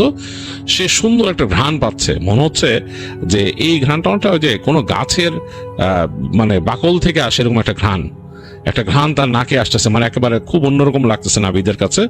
নাবিদ সেই ঘ্রাণটা তাকে আচ্ছন্ন করে ফেলছে, একদম মনে হচ্ছে সে মোহিষ্ট হয়ে গেছে। তো মেয়েটা তাকে এরকম আরো কাছে ডাকলো, নাবিদ আরো কাছে এগিয়ে গেল। তো একেবারে যখন নাকি সে কাছে চলে গেছে, মেয়েটা এরকম হাত বাড়াইছে তাকে ধরবে, তো সেও হাত বাড়াই দিচ্ছিল, তখন তার বন্ধুর চিৎকার আসছে পিছন থেকে, এবং চিৎকারে সে মনে সম্মিত ফিরে পাইছে, মানে মানে মানে বাস্তবতায় সে একটা স্বপ্নের জগতে ছিল, সে চিৎকারে সে মনে হলো সে বাস্তবে ফিরে আসলো। কেঁপে উঠছে ঝাঁকি দিয়ে কেঁপে উঠে সে তাকায় দেখে যে সামনে কেউ নাই, এবং সে দাঁড়ায় আছে যেখানে, সেখানে একটা খাদ, তার নিচে বেশ নিচে চলে গেছে, একদম খাড়া চলে গেছে, ওইখান থেকে একটা নদীর মতো, খরস্রোতা নদীর মতো গেছে, এবং সে একদম পাড়ে দাঁড়ানো, এবং ওখানে কেউ নাই, নোবডি ইজ দেয়ার। নাবিদ নিজে তাকায় দেখে, এবং তাকায় দেখে যে আকাশে চাঁদ উঠে গেছে, মানে চাঁদের আলো পড়ছে এখানে, খাদের মধ্যে চাঁদের আলোটা পড়তেছে তার গায়ে, এবং সে একদম প্রান্তে দাঁড়ানো, তার একটা পা একেবারে প্রান্তে, সামনে কেউ নাই। পিছন থেকে তার বন্ধুর চিৎকার, এবং দুই বন্ধু চিৎকার করতেছে যে পিছনে আয়, পিছনে আয়, পিছনে আয়, নাবিদ পিছনে আয়। তো তখন সে তাড়াতাড়ি মানে ঘুরে পিছনে তাকায়, সে বোঝা যাচ্ছে না, এতটাই অন্ধকার পেছন দিকে গাছপালার আড়ালে যে বোঝাই যেতেছে না তার বন্ধু দুজন আছে। তো তারপরে সে হাঁটা দিল ওদিকে, একটু পরে দেখলো তার বন্ধুরা একটা এগো আসছে, দৌড় দিয়ে এসে তাকে ধরলো, ধরে বললো যে তুই কোথায় যেতেছিলি। তার বন্ধু তাকে গালি দিতেছে, ওখানকার লোকাল যে বন্ধু ছিল সে তাকে অনেক আজে বাজে গালি দিতেছে, তুই ওখানে কোথায় যেতেছিলি, তুই জানোস তুই যে জায়গাটা কত খারাপ, বলে তাকে টেনে নিয়ে ওখান থেকে তারা যাচ্ছে। তো বেশ খানিকক্ষণ, সে কিন্তু অনেক ভিতরে ঢুকে গেছিল, বেশ খানিকক্ষণ লাগলো তাদের ওখান থেকে বেরোইতে। শুধু বের হয়ে তারা যখন আসছে রাস্তায়, তখন দেখতেছে যে চাঁদের আলো আবার দেখা যাচ্ছে, এবং রাস্তাটা ধূসর, এবং মানে কেউ নাই রাস্তার মধ্যে, কেউ নাই। তো তারা হেঁটে হেঁটে তারা নাবিদকে নিয়ে গেলো। নাবিদ মনে হলো একটা ঘোরের মধ্যে আছে, মনে হচ্ছে যে একটা পুরা ঘোরের মধ্যে নাবিদ, এবং নাবিদকে নিয়ে গেল। নাবিদকে নিয়ে যে তাড়াতাড়ি তারা ঢুকলো তাদের ওই ডর্মের মধ্যে, ঢুকে তারা ভিতরে নিয়ে গেল তাদের রুমে, এবং ঠান্ডা, তখন বেশ ঠান্ডা, এর মধ্যে তারা ওখানে হিটার চলতেছে, এসে নাবিদকে রুমের মধ্যে নিয়ে তার ওই বন্ধু, মানে তার সাথে থাকতে হচ্ছে, তার রুমের মধ্যে থাকতে হচ্ছে তার ওই বাংলাদেশি ফ্রেন্ডটা, আর ওখানকার লোকাল ফ্রেন্ড যে সেও আসে। ওই দিন বলতেছে যে তোর কি হয়েছিল, তুই কই গেছিলি, ওখানে কেন গেলি, কার ডাকে গেলি। তো নাবিদ বলে না, তোরা দেখো নাই যে ওই যে একটা মেয়ে আমার এরকম ডাকে ডেকে নিয়ে গেল। বলছে কিসের মেয়ে, ওখানে কোনো মেয়েটা কিচ্ছু ছিল না, আমরা তো তোমার খুঁজেই পাই না অনেকক্ষণ থেকে নাই। তারপরে আমরা তোমার খুঁজতে খুঁজতে যখন একদম হয়ে গেছি, তখন দেখি তুমি এখান থেকে বের হয়ে গেছো, মানে এই গাছপালার থেকে বের হয়ে তুমি খাদের দিকে যাইতেছো, ওদিকে একদম হাত বাড়াই দিয়ে খাদের দিকে যাইতেছো। ওই সময় তো ডাক না দিলে তুমি একদম তলে, খাদের তলে পড়তো ওখান থেকে। তো ওই বাঙালি ফ্রেন্ডরা বলে যে তুই কি করতেছিলি বেটা, আর ওখান থেকে ওই বন্ধুরা বলে যে তোর কি মাথা ঠিক আছে, তুই যে এরকম ওখানে গেছিস, ওই জায়গা খারাপ, ওই জঙ্গলটাই খারাপ বেশি। যাই হোক, ও আর কিছু বলে না, নাবিদ চুপ করে যায়। নাবিদ বলে যে আমি জানি না।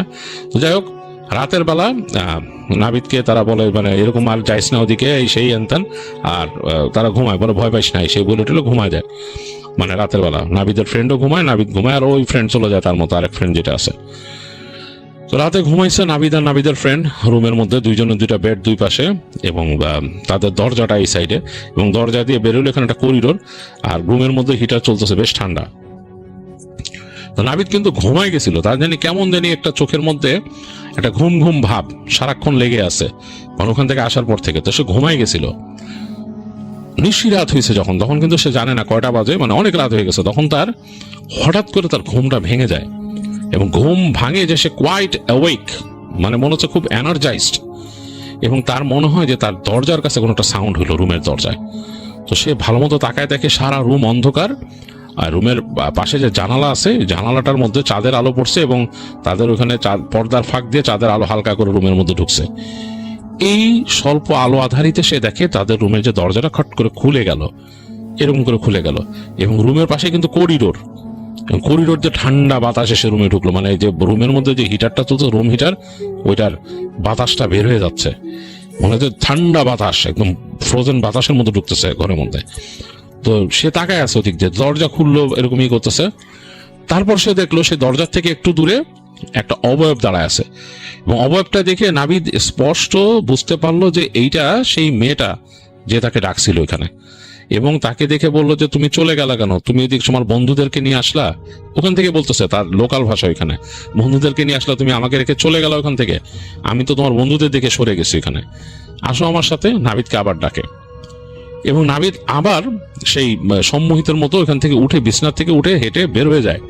এবং সে যে বের হয়ে গেছে সে কিন্তু একটা 3/4 প্যান্ট পরা আর একটা ফুল হাতা গেঞ্জি পরা, বাইরে কিন্তু ঠান্ডা, বেশ ঠান্ডা। এই ঠান্ডার মধ্যেও তার কোনো সেন্স নাই যে তার ঠান্ডা লাগতেছে, পা খালি।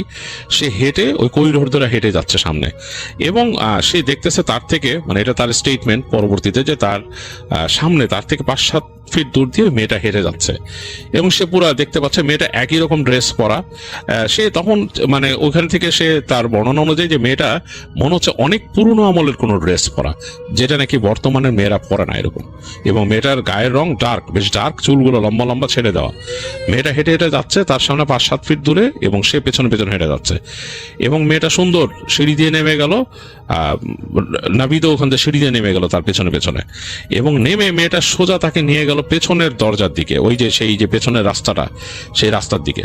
তো রাস্তার দিকে গিয়ে দেখলো যে দরজা খোলা, ওই দরজা কিন্তু বন্ধ থাকে, ওইটা একটা বড় গেট এরকম বন্ধ থাকে। দেখলো যে ওই যে মাঝখানের যে গেটটা সেটা খোলা, এবং ওইটা দিয়ে মেয়েটা বের হয়ে গেল। নাবিদও ওই মেয়েটাকে ফলো করে করে পেছনে বের হয়ে গেল। রাস্তায় বের হয়ে আসছে, এত ঠান্ডা বাতাস, নাবিদের কাঁপুনি লাগতেছে, কিন্তু নাবিদ কিন্তু কিছু ফিল করতেছিল না। তো নাবিদের মধ্যে নাকি দেখে যে দূর থেকে একটা কিছু আসতেছে চাঁদের আলোতে, এবং মেয়েটা দূরে দাঁড়ায় আছে। দূর থেকে চাঁদের আলোতে কিছু একটা আসতেছে, এরকম আস্তে আস্তে বড় হচ্ছে। তো নাবিদ এর মধ্যে ঘোড়ার পায়ের খুরের শব্দ পায়, মনে হচ্ছে যে ঘোড়া যেমন ছুটে আসে সেরকম। তো দেখতেছে যে একটা সাদা ধবধবে ঘোড়া, চাঁদের আলো পড়ছে তার গায়ে, এবং সে এই একটা ঘোড়া একটা বড় চ্যারিয়ট টেনে আনতেছে, এবং চ্যারিয়টটা অনেকটা রাজকীয় চ্যারিয়ট টাইপের, মানে বেশ বড়, এরকম বড় একটা চ্যারিয়ট টাইপের এরকম টেনে আনতেছে এটা। তো নাবিদ তাকায় আছে ওইটার দিকে, এবং চ্যারিয়টটার কালারটা অনেকটা তামাটে টাইপের, এবং তার থেকে বেশ খানিকটা দূরে, মানে মেয়েটা যেখানে দাঁড়ায় আছে তার থেকে খানিকটা দূরে যে চ্যারিয়টটা থামলো, ঘোড়া দুইটা পা উঁচা করে মাটিতে ফেললো আবার তার মতো সাউন্ড করে, এবং চ্যারিয়টের দরজা মেলে গেল, মানে খুলে গেল একপাশে। ওইখানে দেখলো এই মেয়েটা ওখানে গিয়ে উঠে বসলো, উঠে ওই চ্যারিয়টের মধ্যে বসে কান্না শুরু করলো, মানে খুব করুণ ভাবে কাঁদতেছে। আর চ্যারিয়টটা চলা শুরু করলো তার সামনে দিয়ে, টক টক টক টক টক করে চলা শুরু করলো।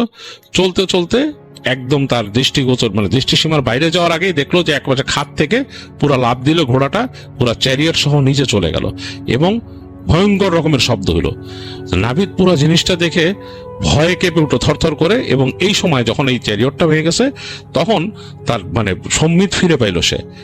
সম্বিত ফিরে পাওয়ার সাথে সাথে সে দেখলো তার থেকে কয়েক হাত দূরে বসে ওই মেয়েটা কাঁদতেছে, এরকম করে 2 হাত দিয়ে মাথা এরকম দিয়ে কাঁদতেছে মেয়েটা, এমন কান্নাটা খুব ভয়ঙ্কর। নাবিদের কাছে খুব ভয় লাগলো কান্নাটা, শব্দটা শুনে। এই সময় সে হঠাৎ করে দেখলো যে ওইখানে সাউন্ড হয়েছে গেটের কাছে, হ্যাঁ মানে মানে ই করতেছে, মানে জোরে জোরে সাউন্ড করতেছে এখানে, যে এই কে এখানে, মানে ওখানকার লোকাল ভাষায় বলতেছে। তো নাভিদ মানে পুরোপুরি তখন মানে তার সেই সম্মোহন টাইপের যেটা হয়েছিল ওটার বাইরে চলে গেছে, সে বাস্তবতায় ফিরে আসছে। তো পিছন ফিরে এসে তাকায় দেখে যে হাতে ওই যে নিয়ে বাতি নিয়ে ওই লণ্ঠন নিয়ে ওখানকার যে গার্ড সে আসছে, আসে মানে অবাক হয়ে তাকায় আছে নাভিদের দিকে, এবং নাভিদ তখন থরথর করে কাঁপতেছে। তো সে নাভিদ, ওই লোকটা তাড়াতাড়ি নাভিদের কাছে আছে, বয়স্ক ছিল লোকটা, সে এসে নাভিদকে ধরে দেখে বরফের মতো হয়ে গেছে নাভিদ, সে নাভিদকে ধরে তাড়াতাড়ি ভেতরে নেয়, ভেতরে নিয়ে তার রুমে নিয়ে আসে, গেট লাগায় দেয়। তো লাগাই দিয়ে তখন নাভিদ শুনতেছে আর কি, নাভিদের বন্ধুকে উঠাইছে ওই লোকটা, উঠায় বলতেছে যে তোমার বন্ধুকে সাবধানে রাখো, তার উপরে চুড়াইলের নজর পড়ছে। তো তার বন্ধু বলছে চুড়াইলের নজর মানে কি? বলে আমাদের এখানে কিন্তু চুড়াল আছে, এই চুড়াল খুব খারাপ চুড়াল, আর এই চুড়ালের ঘটনা কি, এই চুড়ালটা এখানে অত্যাচারিত হয়ে এখানে মানে মারা গেছিল ওই হাওয়েলির মধ্যে, এবং সে তাকে ওই যে ওখানে দেখছো ওই যে জঙ্গল, ওই গাছের ওইখানে এনে তাকে মানে ই করছিল, শাস্তি দিছিল তার কিছু ইসের জন্য। তো এরপর থেকে চুড়াল কিন্তু এইসব জায়গায় ছেলে দেখলে ই করে, তার তোমার বন্ধুর উপর চুড়ালের নজর পড়ছে, ওরে সাবধানে রেখো, ও কিন্তু সমস্যায় পড়বে। ও যে দরজার বাইরে গেছিল এখানে তুমি জানো কিছু? তো তার বন্ধু রুমমেট বলে না আমি তো জানি না, বলো দরজার বাইরে গেছিল এই সেই হ্যান ত্যান। তো যাই হোক, বলো ওরে দেখে রেখো, চুড়াল কিন্তু ওরে ধরে নিয়ে যাবে রাত্রেবেলা যে কোনো সময় এরকম। তো নাভিদকে জিজ্ঞেস করে তার বন্ধু যে কি হয়েছিল, তো ওই লোক তখন তাকে কিছু বলে, তার মতো সে মাথায় হাত টাত বুলায় দেয়, বয়স্ক লোক তো, সে নাভিদকে যে কম বয়সী ছেলে, তা মনে হয় তার ছেলের মতো মনে হয়, মাথায় হাত টাত বুলাই দিয়ে তার মতো সে প্রার্থনা করে চলে যায় ওখান থেকে, বলে সাবধানে রাখতে।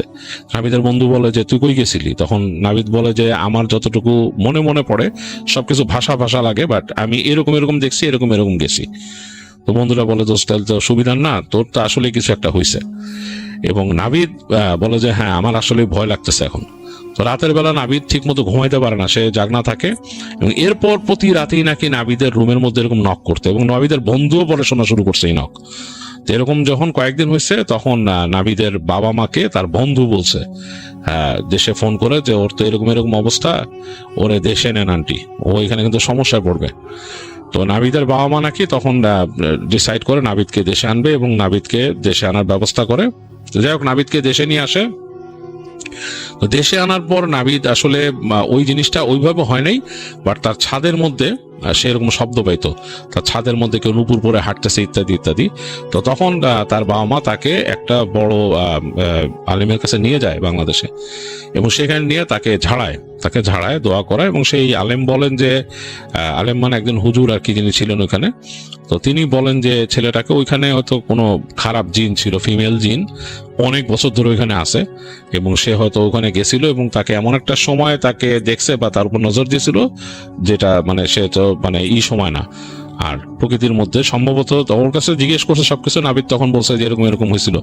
তখন বলো ওই যে সে যে গাছের ওখানে জল বিয়োগ করতে গেছে ওই সময় তার উপর নজর দিয়েছিল, এবং ওকে হয়তো ওখানেই নিয়ে যেতে চাইছিল বা ওকে কিছু করতো আর কি। সম্ভবত প্রথম দিন হয়তো ফেলেই দিত ওকে খাত থেকে, বা পরেও তাকে কোনো ক্ষতি করতো। যাই হোক, তো ওদের তো আবার আত্মীয় স্বজন থাকে বিভিন্ন জায়গায়, লতায় পাতায় থাকে, তো দেশেও ওদের মধ্যে কিছু করতে পারে। তো তিনি তখন নাভিদকে ঝেড়ে দেন এবং তাকে বলেন যে বলে যে এরকম এরকম আপনারা নামাজ কালাম পড়বেন, ওকে এরকম ভাবে ঝাড়বেন, আর ওই রং টাইমগুলোতে যেতে দিবেন না। আর ওই ছাদে নুপুরে শব্দ টব্দ পাওয়া যায় আপনাদের, বাসাটাকে বন্ধ করার ব্যবস্থা করবেন, অথবা আমি একসময় করাই দিব কাউকে দিয়ে। তো নাভিদের বাবা মা ওই হুজুরের শরণাপন্ন হন। তিনি একসময় মানুষ পাঠায় তার বাসায় দোয়া দুরূদ বন্ধ করে দেন, এবং তার বাবা মাকে বলেন যে বাসায় জোরে জোরে সূরা তেলাওয়াত করে নামাজ পড়বেন সব সময়। যখনই তেলাওয়াতের সময় থাকবে, আপনারা জানেন যে জোহর আর আসরে জোরে তেলাওয়াত করে না, বাট ফজরের সময়, ইশার সময়, মাগরিবের সময় জোরে তেলাওয়াত করে নামাজ পড়বেন, সূরা বাকারা পড়বেন ওই সময়। তো এটাতে আপনার বাসার মধ্যে খারাপ জিনিস প্রবেশ করবে না। বাসায় ঢোকার সময় সালাম দিয়ে ঢুকবেন, হ্যাঁ, আর ডান পা দিয়ে ঢুকবেন সব সময়। এই তো, আর বিসমিল্লাহ বলে দরজার লক লাগাবেন, ইনশাল্লাহ কিছু হবে না আপনাদের বাসায়। এইভাবে বাসাটাকে সেফ রাখতে হবে। আর বাসার মধ্যে তো উল্টাপাল্টা জিনিস হয়তো আপনারা করেন না, আপনাদের দেখেই বোঝা যায়। তো নাভিদের বাবা মা বলে হ্যাঁ এটাই।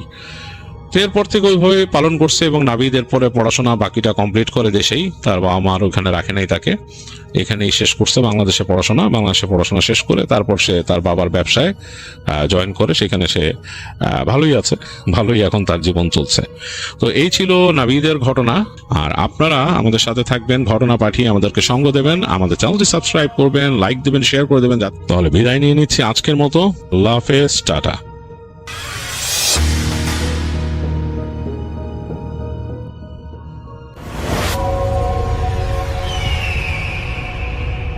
আসসালামু আলাইকুম আরহামতুল্লাহি ওয়াবারাকাতু। আমি আজহার কক্সবাজার থেকে আপনাদের সাথে আছি। ঘটনাটা শুরু হয় আজ থেকে 32 থেকে 33 বছর আগে। নরসিংদী জেলার একটা প্রত্যন্ত গ্রামের একটা বৃত্তশালী ফ্যামিলি ছিল, আর যাকে নিয়ে আসলে ঘটনা তিনি ছিলেন আলী সাহেব। আলী সাহেব একটা মেয়েকে ভীষণ পছন্দ করত। মেয়েটার নাম ছিল ইয়াসমিন। মেয়েটা দেখতে ভীষণ সুন্দর হয়, আলী সাহেব মেয়েটা প্রেমে পড়ে যায়, আর তিনি ছিলেনও স্কুলের সবচেয়ে সুন্দরী মেয়ে। ঘটনাটা তখন 1988 সাল। তো আলী সাহেব যে মেয়েটাকে পছন্দ করতেন ইয়াসমিন, উনি ভীষণ সুন্দর হওয়ায় বিভিন্ন জায়গা থেকে তার জন্য বিয়ের প্রস্তাব আসতে শুরু করে। তো উনি তখন ক্লাস আপনার 9-এর ছাত্রী। বিভিন্ন জায়গা থেকে যখন ওনার বিয়ের প্রস্তাব আসা শুরু করে, তখন তো আলী সাহেব তার ফ্যামিলি সহ ওই মেয়ের বাড়িতে যান এবং বিয়ের প্রস্তাব পাঠান। কিন্তু ইয়াসমিন যিনি ছিলেন, ওনার ফ্যামিলি এই সম্পর্কটা মেনে নিতে পারেনি। ওনারা এখানে কোনো সম্পর্ক করতে চাচ্ছিলেন না। আলী সাহেবের ফ্যামিলি যথেষ্ট প্রভাবশালী হওয়ায় আলী সাহেব একটা কাজ করলেন, যে মেয়েটাকে তুলে এনে বিয়ে করলেন। বিয়ের পরে ইয়াসমিন বেগম ব্যাপারটা মেনে নিতে না পারলেও আস্তে আস্তে কিন্তু তিনি মোটামুটি বিষয়টা অ্যাকসেপ্ট করে নেন। তো এভাবে চলতে থাকে। চলতে 1990 সাল, তাদের বিয়ের 2 বছর পর ইয়াসমিন বেগম আপনার প্রেগনেন্ট হয়। সবাই তো অনেক খুশি, আলী সাহেব তো আরো বেশি খুশি। উনি তখন ইন্ডিয়াতে ইন্ডিয়া থেকে বিভিন্ন মালামাল এনে বাংলাদেশে বিক্রি করতেন। উনি একটা কাজে, প্রেগনেন্সির অলমোস্ট 5 মাস চলছে তখন। তো উনি একটা বিশেষ কাজে ইন্ডিয়াতে চলে যান। আর ঘটনার শুরুটা আসলে তখন থেকে। একদিন রাতে ইয়াসমিন বেগম ঘুমাচ্ছিলেন, হঠাৎ তিনি একটা স্বপ্ন দেখেন। স্বপ্নটা ছিল এরকম: ইয়াসমিন বেগম একটা বিশাল মরুভূমির মধ্যে দাঁড়িয়ে আছেন, চারপাশে থুথু বালি, কিছুই দেখতে পাচ্ছেন না বালি ছাড়া। তো হঠাৎ তার কাছে মনে হলো যে একটা পোর্টালের মতো, এমন যে কোন একটা পোর্টাল থেকে কেউ বেরিয়ে আসলো, এমন একটা অবস্থায় একটা কালো জুব্বা পরা মানুষ তার সামনে এসে দাঁড়ালো। দাঁড়ানোর পর ওই কালো অবয়বটা তাকে গম্ভীর কণ্ঠে বলছিল, তোকে আমাদের খুব পছন্দ হয়েছে। তোর বাড়ির পেছনে যে বড় আম গাছটা আছে, তার নিচে ঘুরে দেখবি একটা সোনার কলস, এর ভেতরে দেখবি মণিমুক্তায় ভরা, সব তোকে দিয়ে দেব, সব তোর, বিনিময়ে শুধু তোর বাচ্চাটা আমাদের দিয়ে দে। তো এই কথাটা বারবার উনি রিপিট করছিলেন, একই কথা। ওই কালো বাবটা বারবার রিপিট করার পর ইয়াসমিন বেগম হঠাৎ করে ঘুম থেকে চিৎকার দিয়ে জেগে ওঠেন। উনি চিৎকার দিয়ে জেগে ওঠার পর ওনার শাশুড়ি দৌড়ে আসেন, কি হয়েছে মা?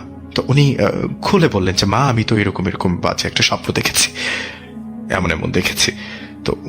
তো ইয়াসমিন বেগমের শাশুড়ি তখন ওনাকে বললেন যে ঠিক আছে মা, সমস্যা নেই, আমি তোমার সাথে শুভ, সমস্যা নেই, এটা এমনিতেই এই অবস্থায় মানুষ স্বপ্ন দেখে, এটা কোনো ব্যাপার না।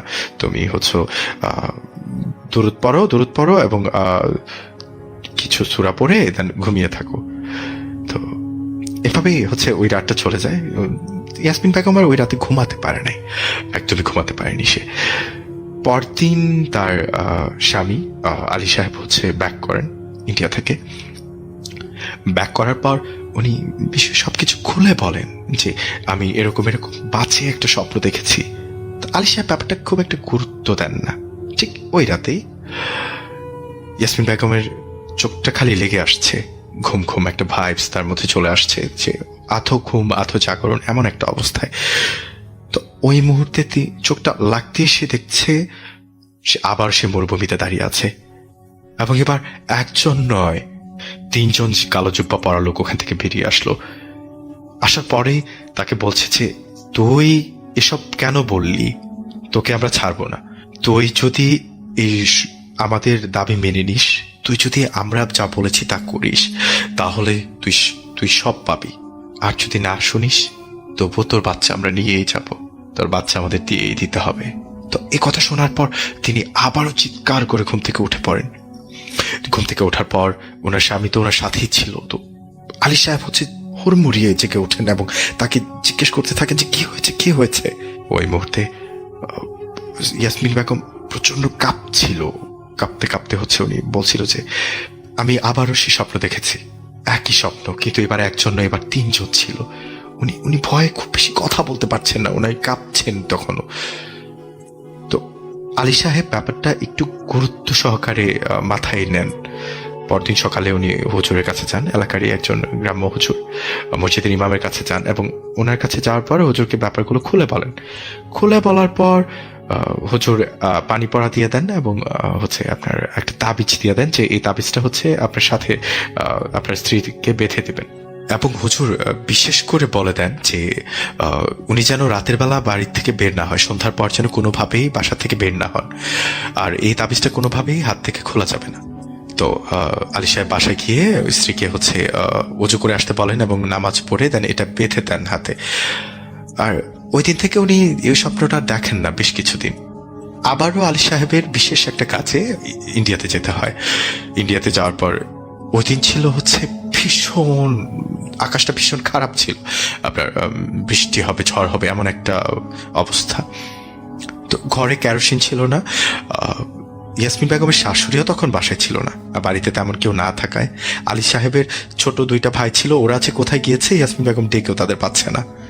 তো মোটামুটি সন্ধ্যার আজানের কিছুক্ষণ আগে, মাগরিবের আজানের কিছুক্ষণ আগে ইয়াসমিন বেগম আস্তে আস্তে হাঁটতে হাঁটতে বের হন। এটা মেবি আপনার ওই যে হুজুর দেখিয়েছিল তার 1.5 মাস পর হবে। তো উনি বের হন, উনি হচ্ছে তখন মোটামুটি চারদিক অন্ধকার, কারণ আকাশ মেঘাচ্ছন্ন থাকায় চারদিক অন্ধকার হয়েছিল। আর ঠিক তখনই আপনার উনি যখন হেঁটে যাচ্ছিল, আমি আগে রাস্তাটার বিবরণ দিই। রাস্তাটা হচ্ছে ইয়াসমিন বেগমের বাড়ির সাথে হচ্ছে রাস্তা, আলী সাহেবের বাসার সামনে হচ্ছে রাস্তা। রাস্তা দিয়ে বরাবর হেঁটে গেলে, তখন তো পাকা রাস্তা ছিল না, কাঁচা রাস্তা, তো বরাবর সামনে হেঁটে গেলেই হচ্ছে আপনার অল্প একটু 2 মিনিট হেঁটে গেলে হচ্ছে বিশাল একটা বাঁশঝাড়, আর বাঁশঝাড়ের মধ্যে হচ্ছে পুরাতন কিছু কবর, এবং ওই কবরের থেকে আরো আপনার 2 মিনিট হাঁটলে হচ্ছে দোকান। তো উনি যান, ইয়াসমিন বেগম দোকানে যান, দোকানে গিয়ে কেরোসিন কিনেন এবং ব্যাক করার সময় ঘটে আসল ঘটনা। উনি যখন বাসায় ফিরে আসছিলেন তখন হঠাৎ ওনার পায়ের নিচে কি যেন একটা পড়লো, একেবারে নরম। তো উনি একটু ঘাবড়ে গেলেন, উনি লাফতি পিছনে চলে আসলেন।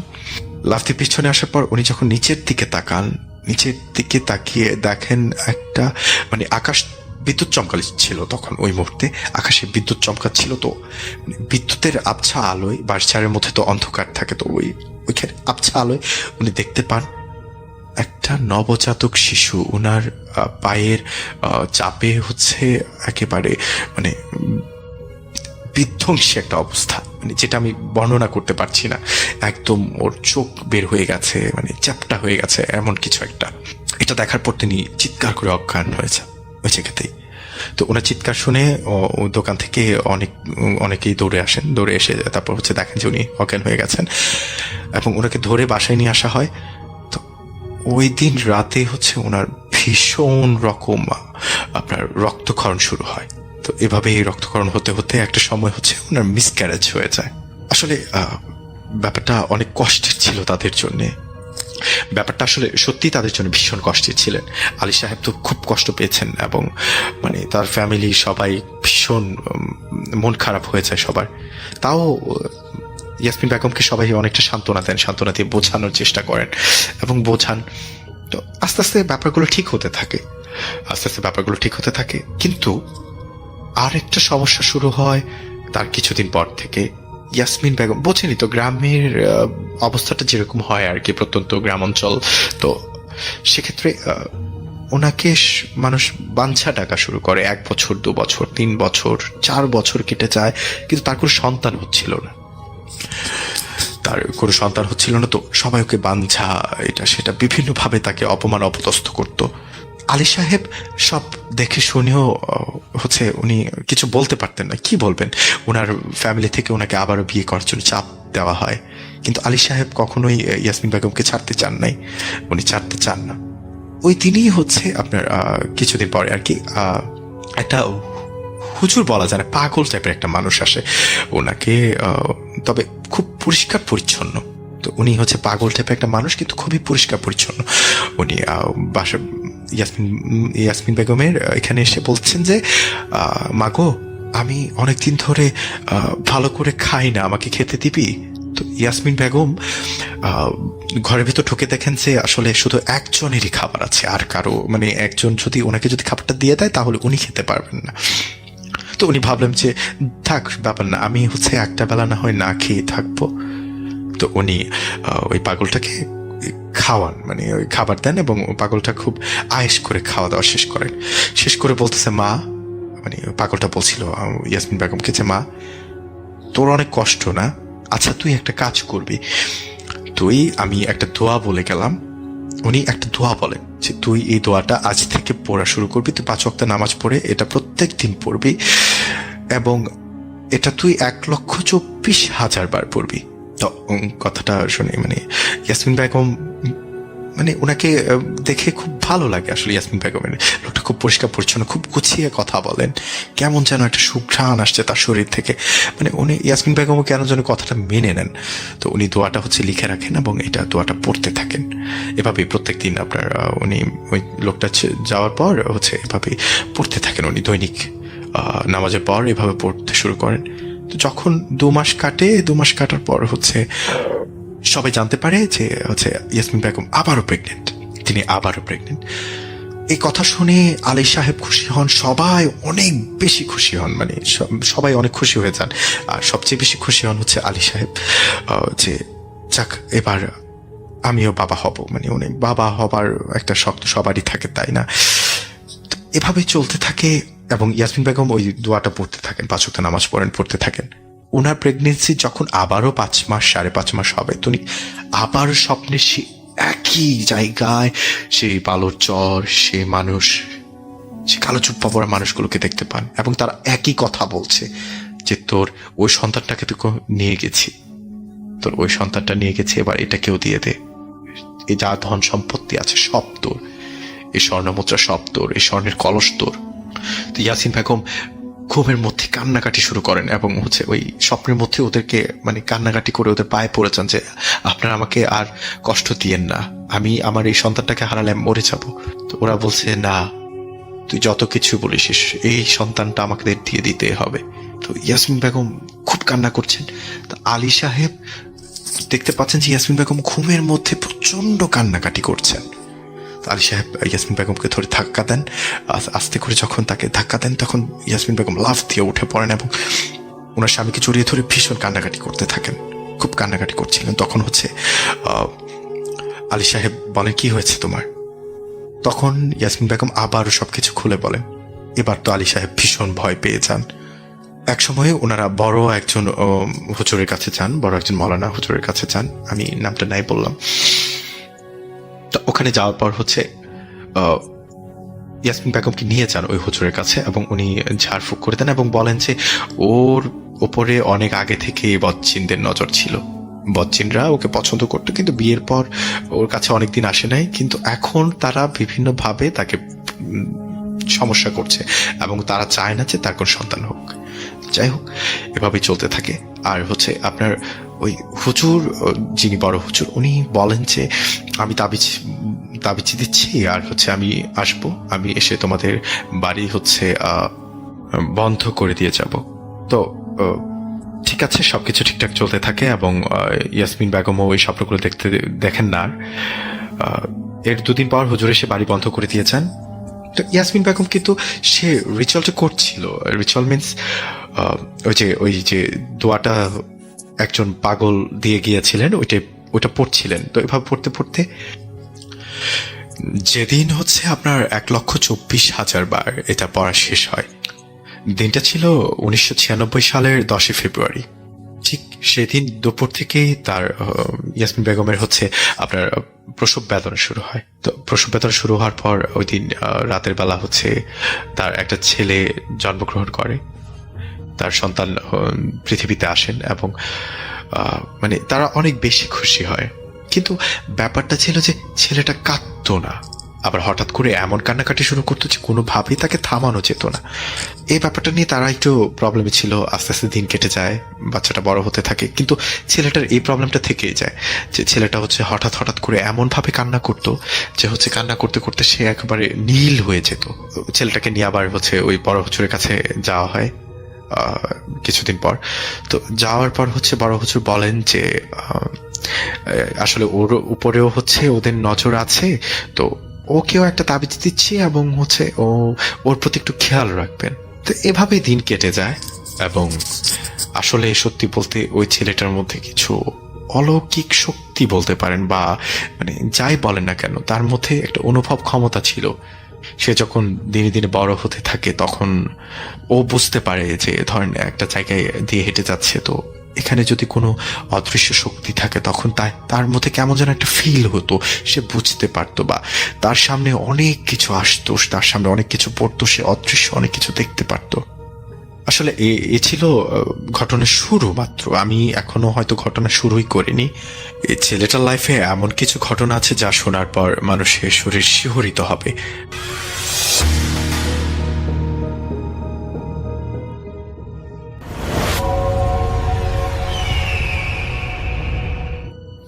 হ্যালো লিসেনার্স, আসসালামু আলাইকুম। আশা করি সবাই ভালো আছেন আর ভালো চলে আছেন। আমার নাম হচ্ছে রিপন, আমি লালমোহর থেকে বলতেছি। তো আজকে যে ঘটনাটা আমি আপনাদের মাঝে শেয়ার করব, এই ঘটনাটা আমার কাছে শেয়ার করেছেন, তার নাম হলো আমার চাচাতো ভাই সজীব। তো সজীব এবং আমার বয়স একই রকম। দেখা যায় যে আমার যখন মানে আমার বয়স যদি হয় 25, তারও বয়স 25, বিষয়টা এরকম। তো আগে এই ঘটনার আজ থেকে প্রায় হলো 15 বছর আগে, যখন আমাদের বয়স 10 থেকে 12 বছর, সেই সময়কার ঘটনা। তো আমি প্রথমে আসলে প্রেক্ষাপটটা বলে নিই। আমাদের এলাকাটা একটা বিলের উপর, মেইন রোডের পাশে আমাদের বাসা। তো দেখা যায় যে আমার ছোটোবেলায় যখন আড্ডা দিতাম আমরা বন্ধু বান্ধবদের সাথে, আমাদের একটা পুরো গ্রুপ ছিল। সেই গ্রুপে বিশেষ করে নাম সবুজ, তারপর সজীব, আমার নাম রিপন, তারপর হলো রাকিব, এরকম আমাদের প্রায় হলো 7-8 জন একটা ছিল। তো আমরা দেখা যায় সেই সময় প্রচুর পরিমাণ খেলাধুলা করতাম। দেখা যায় যে অনেক সময় ক্রিকেট খেলতাম, বা সেই সময় আমরা হলো বউসি, গোল্লা চুট, আরও অনেক ধরনের আমরা হলো খেলাধুলা করতাম। তো এই ঘটনাটা ঘটে। তো ওরা আসলে একটু সবাই মিলে আমরা যখন আড্ডা দিই, তো আমিও রেগুলার আড্ডা দিতাম, কিন্তু কোনো একটা কারণে আমি সেদিন আসলে ওদের সাথে আড্ডা দিতে যাইনি। আর এই ঘটনা সেদিনেই ঘটে তাদের সাথে, একটা ভৌতিক ঘটনা। তো এটা আমাদের আসলে ছোটবেলার একটা গ্রামের ভয়ানক ঘটনা বলা যায়। তো ওরা হলো আমাদের যে বিলটা আছে সেটা নাম হলো নামরির বিল। তো দেখা যায় যে এখানে প্রচুর পরিমাণ চতুর্পাশে আজ থেকে, এখন আসলে ওই রকম নাই, আগে সেখানে আজ থেকে 15 বছর আগের পরিবেশ আর এখনকার পরিবেশটা একদম ভিন্ন।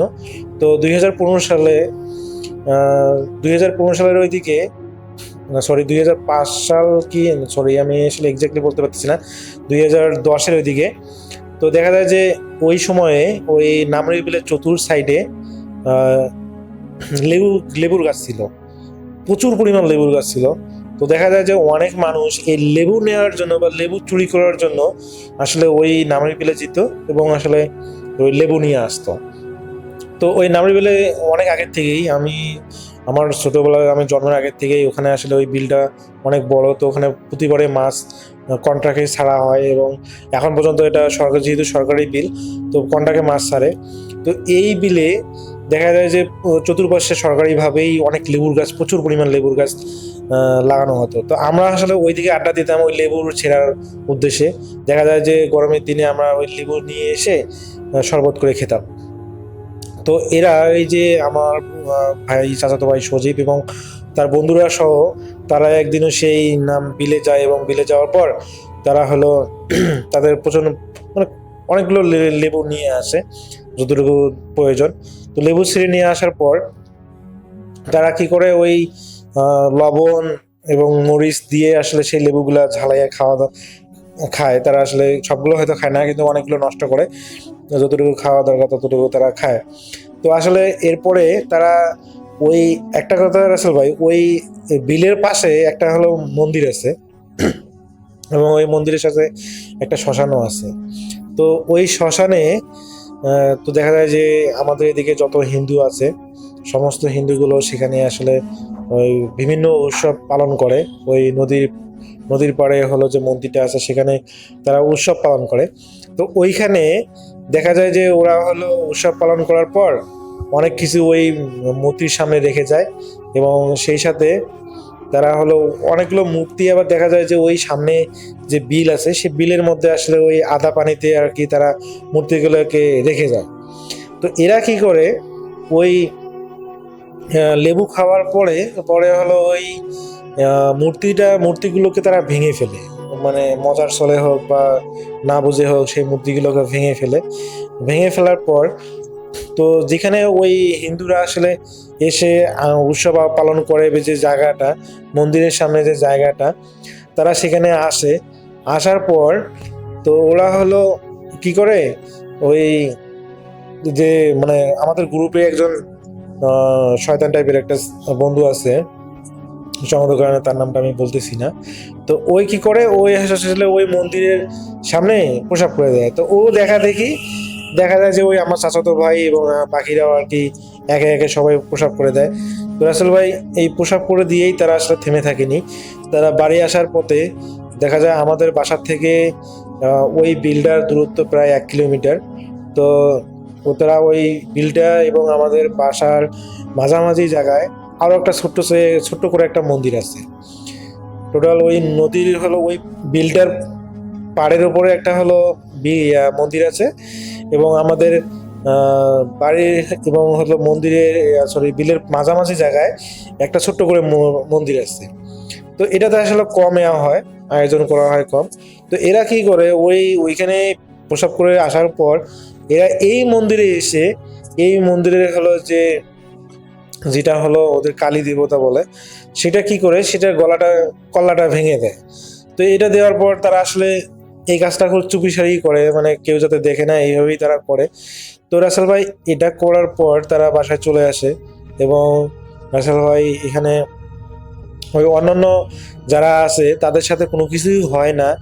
দেখা যায় যে এই মজিদ ভাইয়ের সাথে বা আমার বন্ধু হচ্ছে আমার চাচাতো ভাই সজীবের সাথেই ভয়ানক ঘটনা ঘটে। সেটা হলো তাদের সাথে এমনভাবে ওখানকার থাকা জিনগুলো এমনভাবে তার পিছু নেয়, সে যদি বিছানায় ঘুমায় সে ঘুম থেকে উঠে দেখে সে বিছানার তলায় মাটির মধ্যে শুয়ে আছে।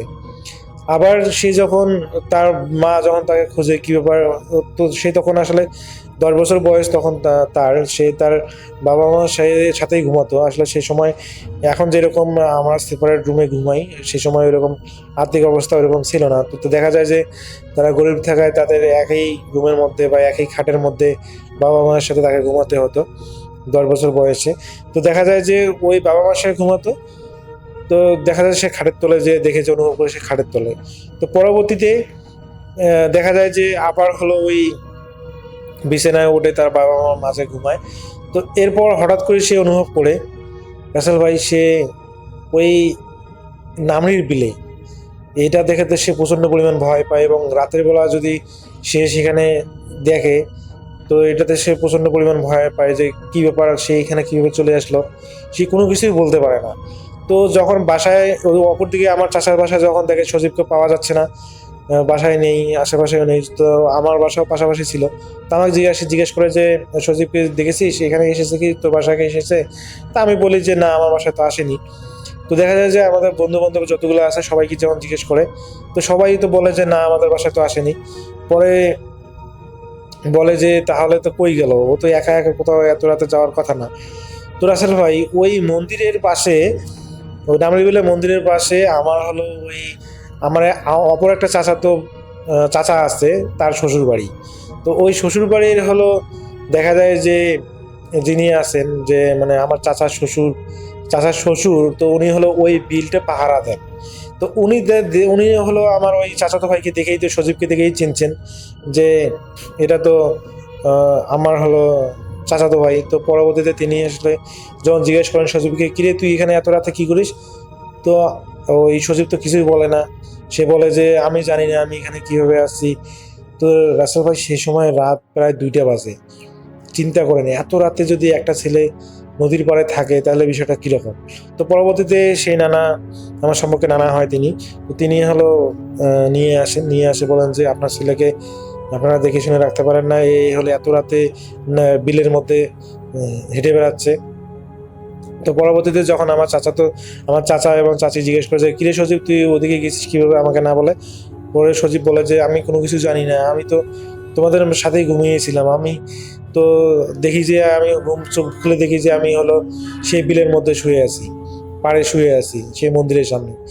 তো পরে এটা শোনার পর তো আমার চাচা চাচি খুবই ভয় পেয়ে যায় এবং তখন হলো সজীবকে যখন ঘরে নিয়ে যায় এবং দেখে যে তার শরীরে প্রচণ্ড পরিমাণে জ্বর, এবং রাসেল ভাই সারা রাত সেদিন চাচি ঘুমাতে পারেনি এবং তিনি লক্ষ্য করেন যে সজীব থেকে থেকে খুবই ভয়ঙ্করভাবে চিৎকার করতেছে এবং সে স্থির থাকতে পারতেছে না। তো পরবর্তীতে এটা দেখে তারা বুঝতে পারে যে এটা অবশ্য কোনো সাধারণ কোনো ঘটনা নয়, অবশ্যই এটা কোনো জিন ঘটিত সমস্যা বা কোনো একটা সমস্যা তো হয়েছে। তো পরবর্তীতে যখন পরের দিন যখন সজীব ভাইকে জিজ্ঞেস করা হয় যে তোর সাথে এরকম হওয়ার কারণটা কি, তো বলে যে তোরা কি কোনো খারাপ কিছু করেছিস নাকি। তো পরে সজীব সবকিছুই স্বীকার করে যে হ্যাঁ এরকম তার বন্ধুদের সাথে এরকম ঠাকুরদের কল্লা ভেঙে দিয়েছে, পানিতে চুবিয়েছে, তো এই প্রসাব করে দিয়েছে। তো যা এগুলো বলে, তো তখন চাচা চাচি বুঝতে পারে যে হয়তো এই কারণেই ওখানে থাকা খারাপ জিনগুলো হয়তো তার পিছু নিয়েছে। তো পরবর্তীতে তাকে আর কি একটা কবিরাজ নয়, আসলে আমাদের এলাকার একজন হুজুরকে দেখানো হয়, তিনি ঝাড়ফুঁক করতে পারেন, নর্মালি ঝাড়ফুঁকগুলো করতে পারেন। তো তাকে দেখানো হয় এবং তিনি বলেন যে হ্যাঁ ওখানকার খারাপ জিন তাকে আসলে আসর করেছে, সমস্যা নাই, আমি পানি পড়া দিচ্ছি, ঠিক হয়ে যাবে। তো রাসেল ভাই তাকে আসলে পরে পানি পড়া দেওয়া হয়, পানি পড়া দেওয়ার পর সে সুস্থ হয়। তো রাসেল ভাই এখন পর্যন্ত তার সাথে এই ধরনের কোনো ভৌতিক ঘটনা ঘটেনি। এখন যেহেতু আমরা বড় হয়েছি, সেও বড় হয়েছে, তো এই বিষয়গুলো নিয়ে আসলে কখনো মজা করিনি। তো এই যার কারণে আমাদের সাথে এই ধরনের কোনো ঘটনা আজ পর্যন্ত ঘটেনি। তো রাসেল ভাই এটাই ছিল ঘটনা। যদি ভালো লাগে থাকে তাহলে প্রচার করবেন। সবাই ভালো থাকবেন, সুস্থ থাকবেন এই প্রত্যাশায়। আল্লাহ হাফেজ। হ্যালো লিসেনার্স, আশা করি ঘটনাগুলো আপনাদের ভালো লেগেছে। আমি চেষ্টা করেছি বাছাই করে ঘটনাগুলো আপনাদের মাঝে শেয়ার করার। আমি প্রতিদিনই ঘটনাগুলো বাছাই করে আপনাদের মাঝে একটি করে এপিসোড শেয়ার করার চেষ্টা করি। যদি আমার ঘটনাগুলো একটু ভালো লাগে তাহলে অবশ্যই এই চ্যানেলটি সাবস্ক্রাইব করবেন। আর আপনারা কোথা থেকে এই ঘটনাগুলো শুনতেছেন, যদি আপনাদের ঠিকানাগুলো জানান তাহলে আমি অনেক কৃতজ্ঞ হব। তাহলে আমি বুঝতে পারবো যে আপনারা কোথা থেকে শুনতেছেন। এছাড়াও আপনাদের মাঝে যদি কোনো ঘটনা থেকে থাকে তাহলে অবশ্যই আমাদের ইমেলে দেওয়া ঠিকানায় ঘটনাটা পাঠাবেন। তাহলে নেক্সট এপিসোডে আপনার সেই ঘটনাটা আমরা রাসেল ভাইয়ের মাধ্যমে অথবা আমরা নিজেরা পড়ে শোনাবো। তো ভালো থাকবেন, সুস্থ থাকবেন এই প্রত্যাশায় আজকের মতো বিদায় নিচ্ছি। আল্লাহ হাফেজ।